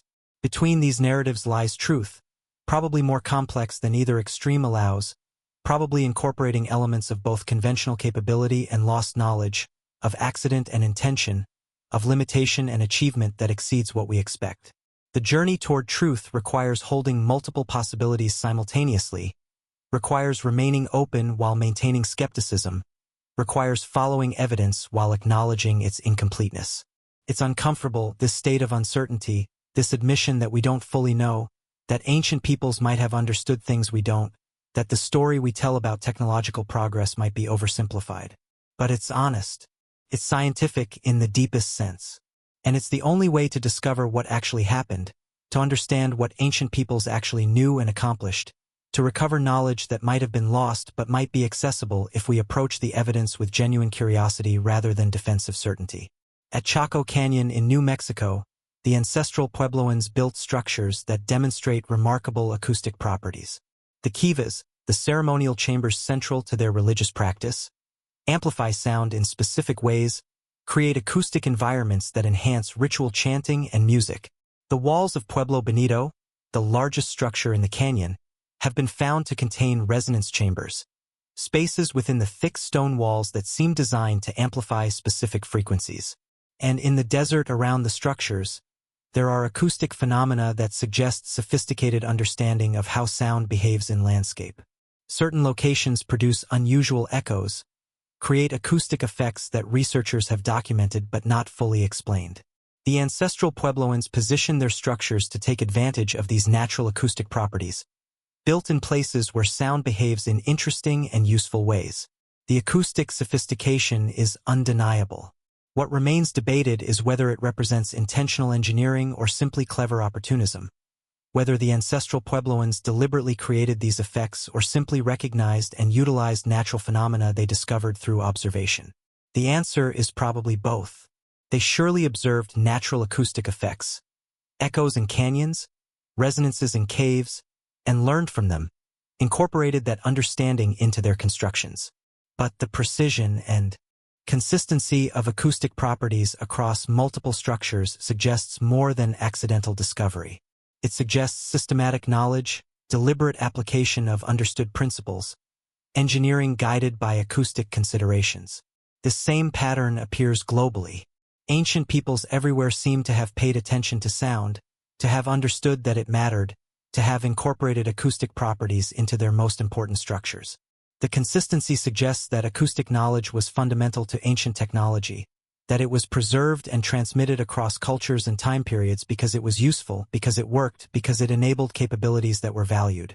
In the Zapotec structures at Monte Alban in Mexico, there are acoustic features that allow a person standing on the plaza to be heard clearly in specific buildings hundreds of feet away, while sounds from other directions are dampened. The effect is remarkable, seems to require sophisticated understanding of how sound propagates, how architecture can channel acoustic energy directionally. The purpose appears ceremonial, allowing priests to speak from sacred locations and be heard by audiences in the plaza below. But the engineering required to achieve this effect is considerable, suggests knowledge that goes beyond simple trial and error, that indicates understanding of acoustic principles. And if they understood acoustics well enough to create directional sound transmission across hundreds of feet, what else might they have understood? What other applications might they have developed? What other uses might they have found for acoustic engineering? The question echoes across sites and cultures, across time and geography. From Malta to Mexico, from Scotland to South America, ancient peoples demonstrated acoustic knowledge that seems sophisticated, that seems to require understanding we associate with modern physics, but that they somehow achieved through different paths of inquiry. How did they do it? What methods did they use to develop this understanding? What experiments did they conduct? What observations did they make? What theories did they develop to explain what they observed? We can't know with certainty because they left no written theories, no textbooks of ancient acoustics. What they left are the structures themselves, the demonstrations of knowledge embedded in stone and space, the acoustic properties we can measure but whose origins we can only infer. But we can speculate, can imagine how knowledge might have developed through careful observation, through generations of accumulated experience, through systematic exploration of how sound behaves in different contexts. Ancient peoples had time, millennia of relative cultural stability during which knowledge could accumulate, could be refined, could be passed from specialists to apprentices in unbroken chains of transmission. They had motivation. Sound was central to their religious practice, to their understanding of reality, to their experience of the sacred. And they had intelligence equal to ours, minds capable of the same abstract thinking, the same systematic investigation, the same creative problem-solving. Given these resources, they might well have developed sophisticated acoustic knowledge, might have created technologies based on sound that we've lost because they don't fit our mechanical paradigm, because they were transmitted orally and therefore vulnerable to disruption, because they seem impossible from our perspective and therefore we don't look for evidence of them seriously. The structures remain, patient in their mysteries, resonating still when the right tones are produced, demonstrating properties that await explanation. They're not going anywhere. The stones will continue to sing. The chambers will continue to amplify. The acoustic landscapes will continue to shape sound in ways that suggest intentional design. What's required is not belief in extraordinary claims but openness to examining evidence without prejudgment, willingness to consider that ancient peoples might have known things we don't, commitment to following where inquiry leads rather than defending conclusions we've already reached. This is difficult. It requires admitting uncertainty, acknowledging limitations in our understanding, entertaining possibilities that challenge comfortable narratives about progress and technological development. But it's also liberating, opens space for discovery, for learning from the past rather than simply cataloging it, for recovering knowledge that might be useful, that might offer alternatives to approaches that seem inevitable from our current perspective. Imagine a future where we've recovered some of ancient acoustic knowledge, where we build structures that incorporate sound as fundamental design element, where we shape space not just visually but sonically, where we use acoustic engineering for purposes ranging from healing to construction to consciousness exploration.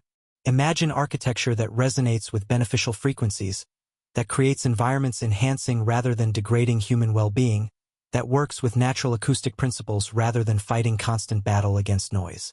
This future is not impossible. The knowledge our ancestors possessed is not irretrievable. The structures they left preserve demonstrations of what's possible, offer clues to how it might be achieved, invite us to investigate, to experiment, to rediscover what was lost. The invitation is there, in every resonant chamber, in every precisely fitted stone, in every acoustic anomaly that defies simple explanation. The question is whether we'll accept it, whether we'll approach ancient structures as teachers rather than just subjects of study, whether we'll learn from what they demonstrate rather than simply measuring and cataloging without deeper engagement. Sleep approaches, inevitable and welcome, consciousness preparing to surrender to dreams where the impossible becomes commonplace, where stones can sing and sound can shape reality, where the boundaries we maintain in waking life dissolve into fluid possibility. Before you surrender completely, hold one more image in your mind. You're standing in a chamber carved from living rock, deep beneath the earth, surrounded by stone that has stood for thousands of years. You open your mouth and produce a tone, a single sustained note that resonates in the chamber, that builds upon itself, that seems to make the walls themselves vibrate in sympathy. The sound grows, not louder but denser, more present, more tangible. You feel it in your chest, in your bones, in the deepest parts of your being. The chamber is responding, is participating in the sound, is transforming acoustic energy into something that affects not just your ears but your entire consciousness. This is real. This happens. This is what people experience in the hypogeum, in the king's chamber, in resonant spaces ancient peoples created with knowledge we're only beginning to rediscover. The technology is not fantastic, not impossible, not evidence of supernatural powers. It's evidence of understanding, of knowledge about sound and its effects, of engineering that worked with natural principles we've lost sight of in our focus on mechanical force. And if they could create chambers that transform consciousness through acoustic resonance, what else could they create? What other applications might they have developed for acoustic engineering? The question remains open, unanswered, inviting investigation by those willing to look beyond conventional assumptions about what was possible in ages we've labeled primitive. The tools we find in archaeological digs are real, the copper chisels, the stone hammers, the bronze saws. Ancient peoples certainly used these tools, certainly accomplished remarkable things with them. But perhaps these were not their only tools, not their primary means of shaping the most important structures, not the complete inventory of their technological capabilities. Perhaps alongside the physical tools, we find they had acoustic tools that left no physical trace, knowledge of frequencies, understanding of resonance, techniques for using sound to affect matter in ways we're only beginning to explore through our different path of scientific inquiry. This doesn't require believing in levitation or magical powers. It requires only acknowledging that sound is a force, that vibration affects matter, that sustained acoustic energy can create effects ranging from subtle to profound depending on frequency, amplitude, duration, and the properties of materials being affected. Ancient peoples had access to sound, had opportunity to observe its effects, had motivation to explore its properties, had time to develop understanding through generations of systematic investigation. They might well have discovered capabilities we haven't, might have developed applications we've missed, might have created technologies based on principles we're only now recovering through acoustic research. The evidence suggests they did. The structures are too sophisticated, the acoustic properties too precise, the global distribution too consistent to dismiss as accidental or insignificant. Something was happening with sound in ancient cultures, something important enough to invest enormous resources in, something sophisticated enough to produce effects we can measure but struggle to explain. Whether that something included using sound as a construction technology remains an open question, one that can't be answered definitively with current evidence. But it's a question worth asking, worth investigating, worth taking seriously rather than dismissing out of hand because it challenges our assumptions about ancient capabilities. The first engineers might have used sound instead of tools, might have shaped stone through acoustic resonance rather than mechanical force, might have moved mass through sonic levitation rather than human muscle and simple machines. Or they might not have. They might have been constrained by the same technological limitations we imagine, might have achieved their results through conventional means we simply haven't fully understood or replicated. But the possibility remains, supported by evidence if not proven by it, consistent with what we're learning about sound and its effects even if not demanded by conventional interpretation of the archaeological record. In the space between certainty and impossibility, between established fact and wild speculation, lies room for genuine inquiry, for investigation that's neither credulous acceptance nor defensive dismissal, for exploration that takes evidence seriously while maintaining appropriate skepticism. This is the space where discovery happens, where new understanding emerges, where knowledge advances not through defending what we already believe, but through willingness to consider what we might be missing, what ancient peoples might have known that we've lost or failed to recognize. The chambers still resonate. The stones still demonstrate impossible precision. The myths still speak of sound being used as power. The acoustic properties still demand explanation. The questions still await answers that satisfy both the evidence and our understanding of what's physically possible. And you, drifting now between waking and sleeping, between analysis and dream, carry these questions with you into the night, into the realm where consciousness relaxes its grip on certainty, where ancient knowledge might whisper to modern mind if we're quiet enough to listen, if we're open enough to hear. The first engineers might have understood what we're only beginning to rediscover. That sound is fundamental, that vibration shapes reality, that acoustic engineering offers capabilities we've overlooked in our focus on mechanical force and electrical power. Or they might have been limited as we assume, accomplished what they did through means we understand even if we can't quite replicate their precision, left structures whose acoustic properties are accidental. Byproducts of other design considerations. The truth likely incorporates both possibilities, recognizes that ancient peoples were neither primitive nor possessed of magical knowledge, but human like us, capable of sophisticated understanding in some areas while limited in others, developing technologies that worked even if the underlying theory was different from ours or non-existent in formal sense. What matters is approaching the evidence with genuine curiosity, with willingness to learn what it might teach, with openness to possibilities that challenge our assumptions while maintaining standards of evidence that prevent speculation from becoming belief without foundation. The structures remain patient teachers if we're willing to be students, demonstrations of what was possible if we're willing to observe carefully and think deeply about what we observe. The question of acoustic construction is ultimately a question about knowledge, how it develops, how it's preserved, how it's lost, how it might be recovered. Knowledge is fragile, more vulnerable than stone, more easily destroyed than the structures it enables. A single generation's failure to transmit understanding can sever chains of knowledge that took millennia to develop, can leave only effects without explanations, capabilities without comprehension of how they were achieved. This has happened repeatedly in history.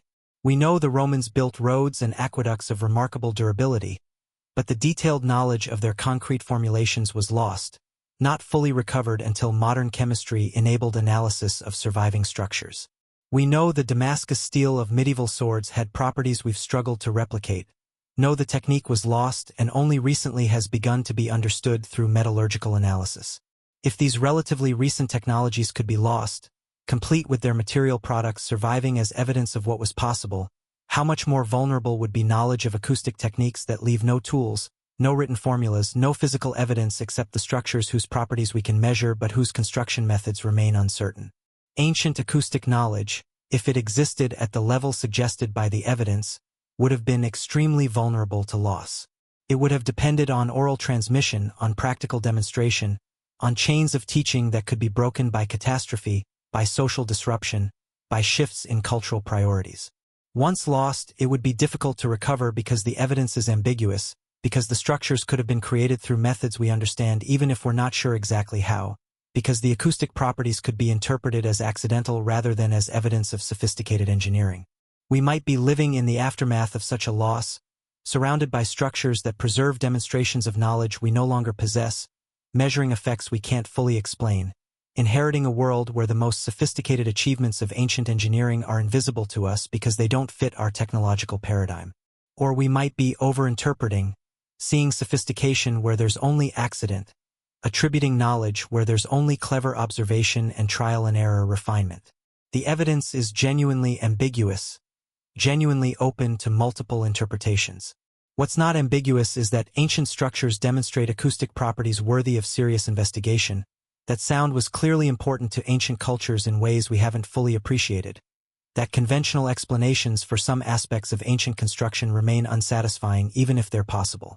These facts justify continued investigation, justify approaching ancient structures as potential repositories of lost knowledge, justify taking seriously the possibility that acoustic engineering might have been more advanced in ancient times than we've recognized.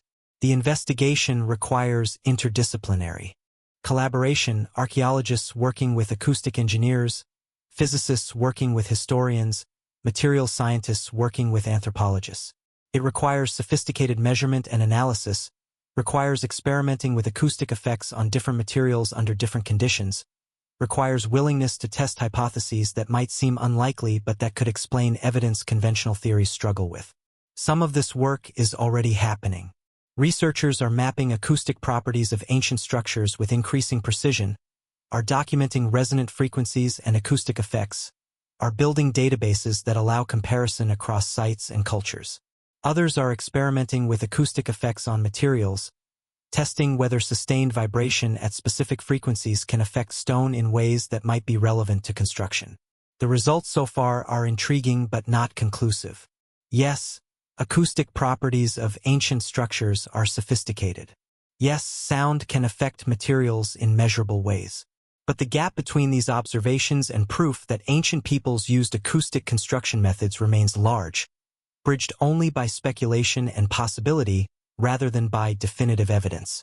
Closing this gap requires more research, more careful investigation, more willingness to consider unconventional hypotheses seriously while maintaining rigorous standards of evidence.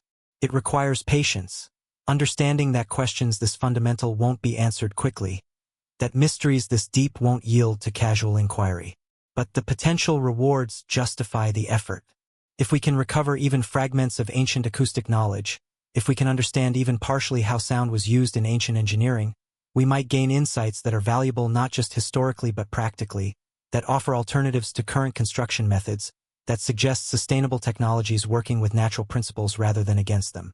The chambers will continue to resonate, will continue to demonstrate acoustic properties that invite explanation.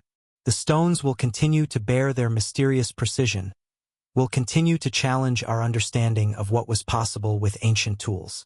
The myths will continue to speak of sound being used as power, will continue to hint at knowledge we've lost or failed to recognize.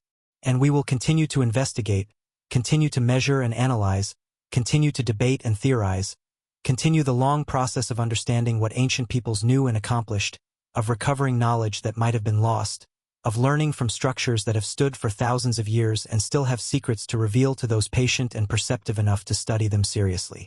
The journey from mystery to understanding is long, often frustrating, frequently uncertain. But it's a journey worth taking because each step forward expands what we know about human capability, about the diversity of technological paths that might be pursued, about possibilities we've overlooked in our focus on the particular path our civilization has followed. Ancient peoples took different paths, developed different technologies, understood different aspects of reality.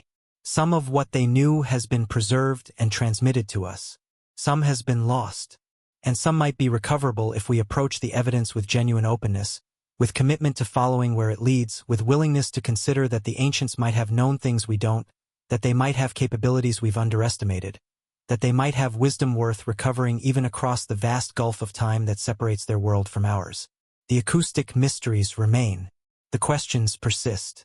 The structures stand, patient and enduring, waiting for us to develop the understanding necessary to recognize what they demonstrate, to learn what they teach, to recover what they preserve of knowledge that was once alive, once practiced, once part of human capability. But that we've lost in our rush toward different kinds of technology, different ways of shaping the world. There's something profound about standing in an ancient chamber, producing a tone, and feeling the stone respond, feeling the space itself participate in the sound, feeling the boundaries between self and environment blur in the resonance. It's an experience that transcends analysis, that touches something primal, something that connects us to the peoples who built these spaces thousands of years ago. They knew this feeling. They sought it out. They created architecture specifically to produce it.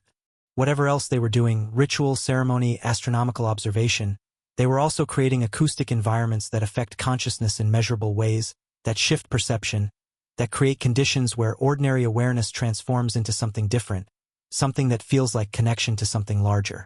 This matters. It's not just historical curiosity. It's evidence that ancient peoples understood something about consciousness and its relationship to acoustic environment, that they could engineer spaces that reliably produce specific states of awareness, that they possessed practical knowledge of how sound affects human experience.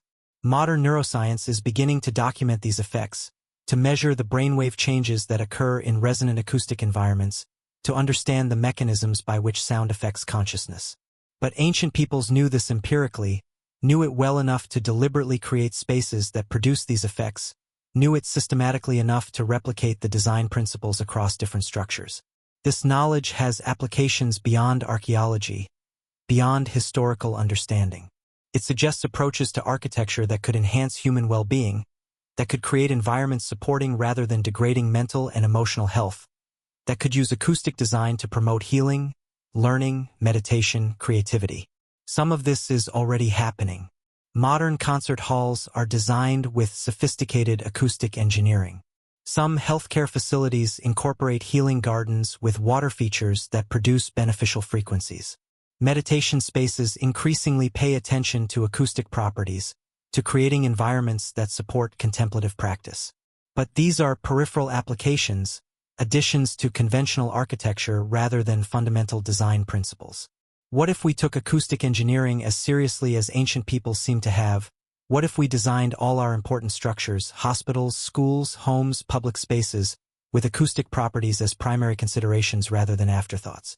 We might create environments that feel different, that affect consciousness and well-being in ways that reduce stress, enhance focus, promote healing. We might rediscover that architecture is not just about creating shelter and organizing space, but about shaping environments that affect human experience at fundamental levels, that work with natural principles of resonance and vibration rather than treating sound as a problem to be controlled or eliminated. Ancient structures offer models for this, demonstrate that it's possible, show what can be achieved when acoustic considerations guide design from the beginning rather than being added at the end. They're not just historical artifacts but teachers, demonstrations of possibilities we've largely forgotten in our modern world of noise and acoustic chaos. The recovery of ancient acoustic knowledge is not just about satisfying historical curiosity, though that alone would justify the effort.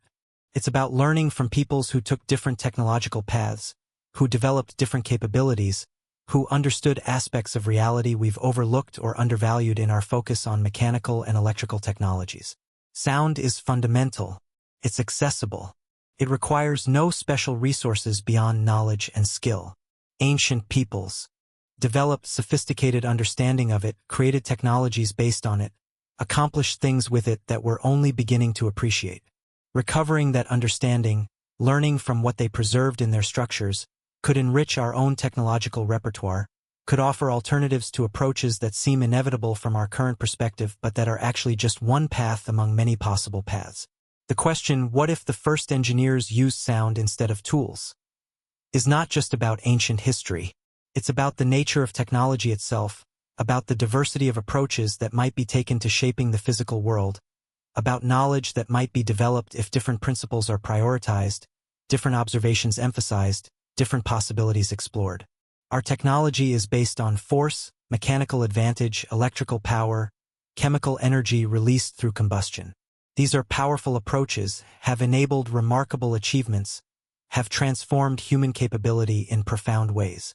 But they're not the only possible approaches, not the only directions technology could develop. Ancient peoples, working from different starting points, might have developed acoustic technologies, might have understood how to use sound to accomplish tasks we approach through force. If they did, their knowledge would complement ours, would offer alternatives that might be superior for some applications, that might suggest sustainable solutions to problems we approach through energy-intensive methods. This is speculation, but it's grounded speculation, rooted in evidence even if not proven by it, consistent with what we're learning about sound and its effects even if not demanded by conventional interpretation of the archaeological record. The structures remain, the evidence persists, the questions await answers. What we do with these mysteries matters. We can dismiss them, can maintain that conventional explanations are sufficient, can resist considering possibilities that challenge our assumptions about ancient capabilities. Or we can investigate seriously, can approach the evidence with genuine openness, can treat ancient structures as potential teachers rather than just subjects of study. The choice reflects our relationship to knowledge itself, whether we see it as fixed and complete or as evolving and open to revision, whether we're defensive about what we think we know or curious about what we might be missing, whether we're committed to paradigms we've inherited or to following evidence wherever it leads. Ancient peoples left us remarkable structures, preserved in them demonstrations of capabilities we measure but don't fully understand.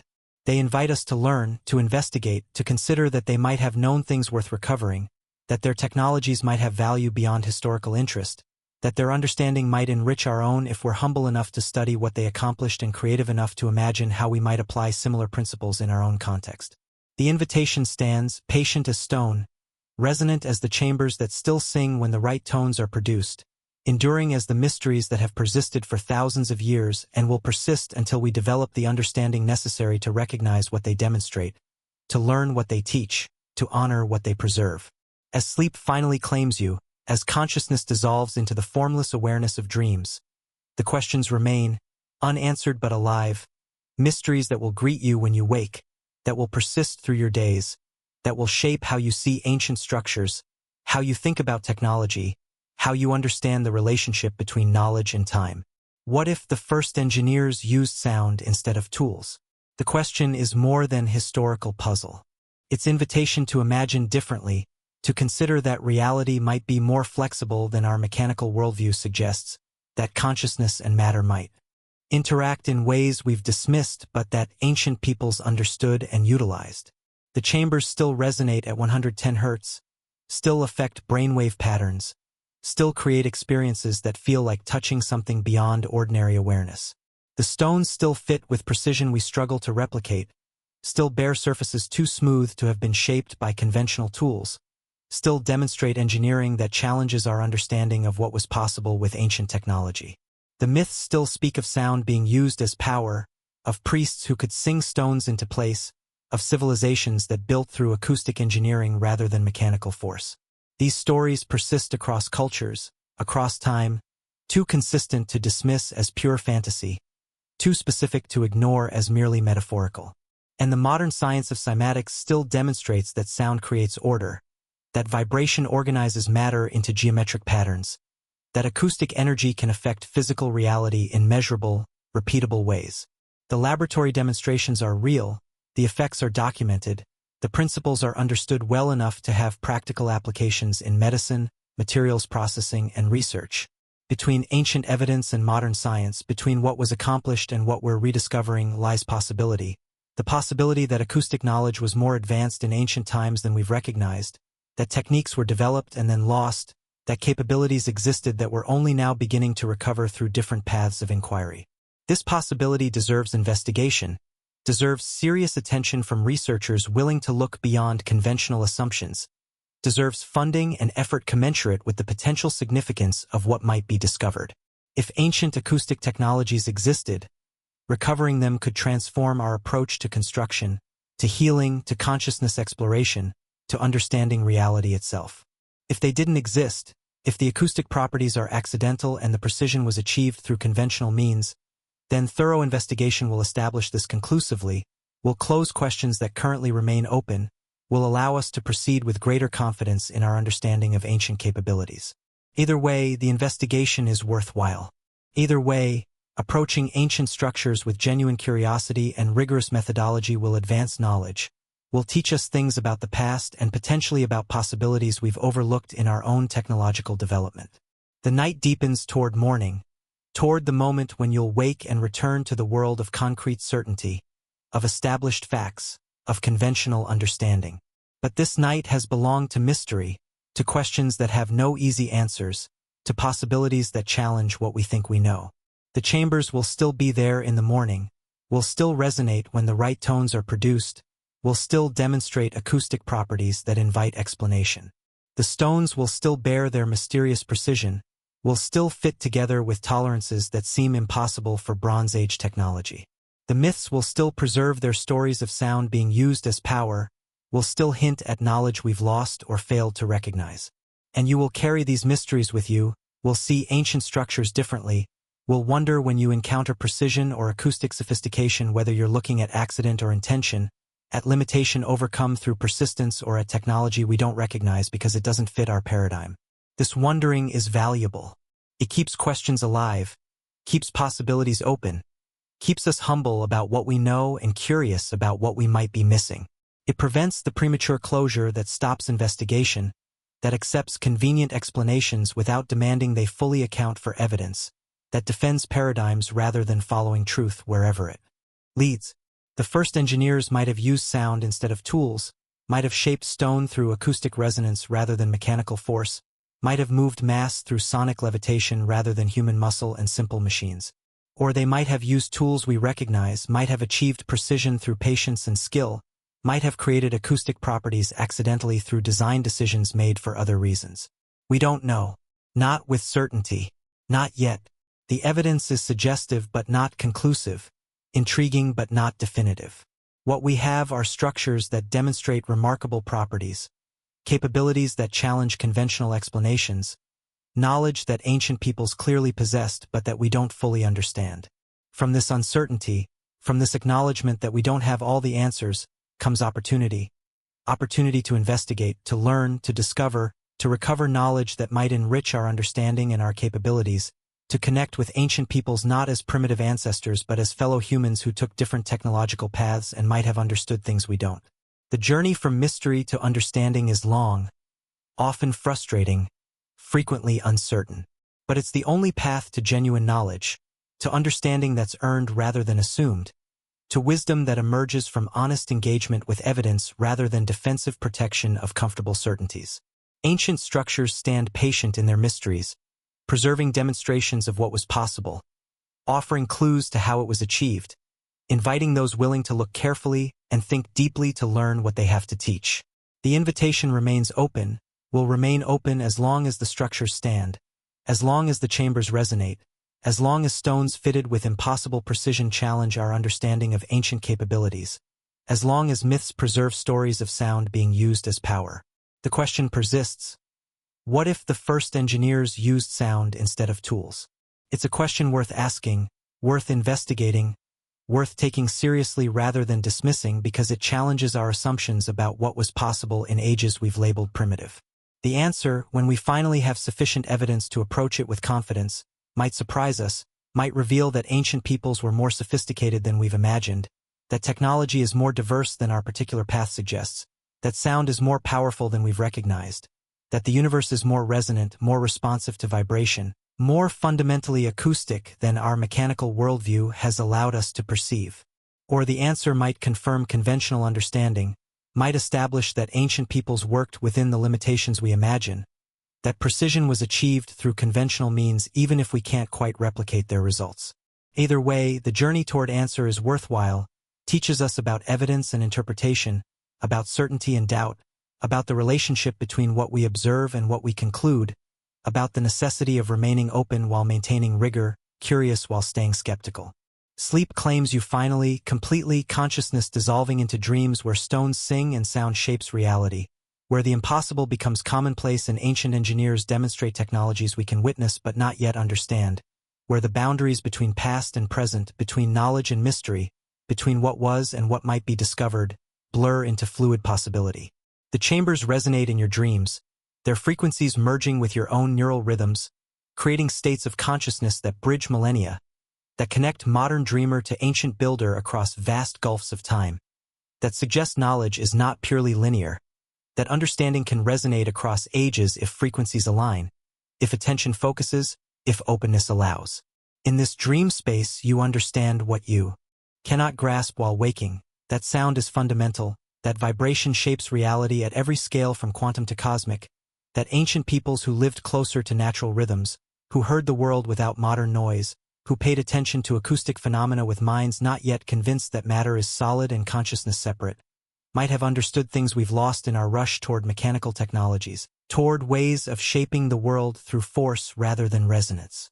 The knowledge is not lost, not entirely. It persists in structures that still stand, in chambers that still resonate, in traditions that still practice acoustic techniques for healing and consciousness alteration, in myths that still speak of sound as power. What's lost is systematic understanding, is theoretical framework, is cultural context that would allow us to recognize what we're seeing when we measure acoustic properties of ancient structures, when we document precision we can't explain, when we encounter capabilities that seem impossible given the tools we believe were available.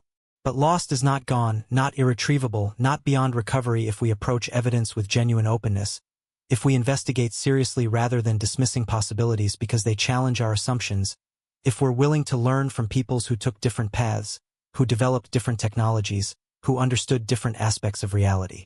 The dream deepens, consciousness dissolving further into formless awareness where questions need no answers, where mysteries are experienced rather than solved, where the resonance between ancient chamber and modern mind creates something new, something that's neither past nor present but synthesis, connection, remembering that's also discovery. Morning will come. You will wake. The world will return to its familiar certainties, its established facts, its conventional understanding. But something will have changed, subtle but real.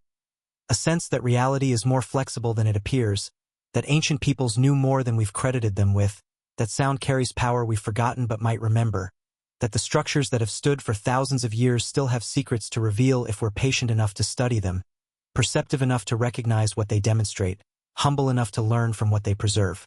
The chambers will still be there, waiting. The stones will still bear their impossible precision. The myths will still speak their truths in metaphorical language. The acoustic properties will still invite explanation. The questions will still persist, patient as the structures themselves, enduring as the knowledge that ancient peoples possessed and that we're slowly, gradually, tentatively beginning to recover. What if the first engineers used sound instead of tools? Perhaps they did. Perhaps they didn't. Perhaps the truth is more nuanced, more complex, incorporating both acoustic sophistication and conventional construction methods in ways we haven't fully understood. The question remains open, awaiting evidence sufficient to approach an answer, awaiting investigations rigorous enough to satisfy both skeptics and those who sense that conventional explanations leave too much unexplained, awaiting the patience and persistence necessary to study mysteries this deep, this ancient, this profound. Until then, we have the structures themselves, have the measurements we can take, have the experiences we can have standing in resonant chambers producing tones that make stones sing. We have the traditions that preserve acoustic practices, have the myths that speak of sound as power, have the modern science that increasingly demonstrates that acoustic effects on matter and consciousness are real, measurable, significant. We have enough to justify continued investigation, enough to warrant taking seriously the possibility that ancient acoustic knowledge was more sophisticated than we've acknowledged, enough to approach ancient structures as potential repositories of lost wisdom rather than simply as subjects of archaeological inventory. The journey continues. The mysteries endure. The questions persist across millennia, connecting those who built to those who study, those who knew to those who wonder, those who shaped stone with sound, if indeed they did, to those who measure resonance and ask whether what they're measuring is accident or evidence of knowledge we've lost but might recover. Sleep well, dreamer. Let the frequencies wash over you. Let the resonance carry you into depths where consciousness transforms, where ancient wisdom whispers to modern mind, where the impossible becomes thinkable and mysteries reveal not answers but deeper mysteries, not certainties but invitations to wonder, to question, to investigate, to learn. The chambers resonate. The stones endure.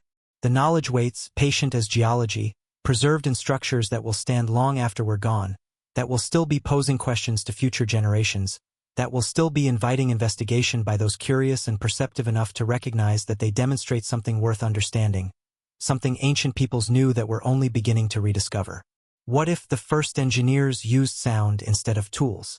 The question echoes across time, resonates in chambers carved from stone, persists in myths that speak of impossible accomplishments, lives in measurements that document sophisticated acoustic properties, invites answers that we don't yet have but that we might, with patience and rigor and genuine openness to possibility, eventually discover. Until then, the mystery endures, valuable not despite its resistance to easy answers but because of it, important not because it offers comfort but because it challenges, worthy not because it confirms what we already believe but because it invites us to consider that reality might be richer, that ancient peoples might have been wiser, that sound might be more powerful than our current paradigms allow us to imagine. Good night.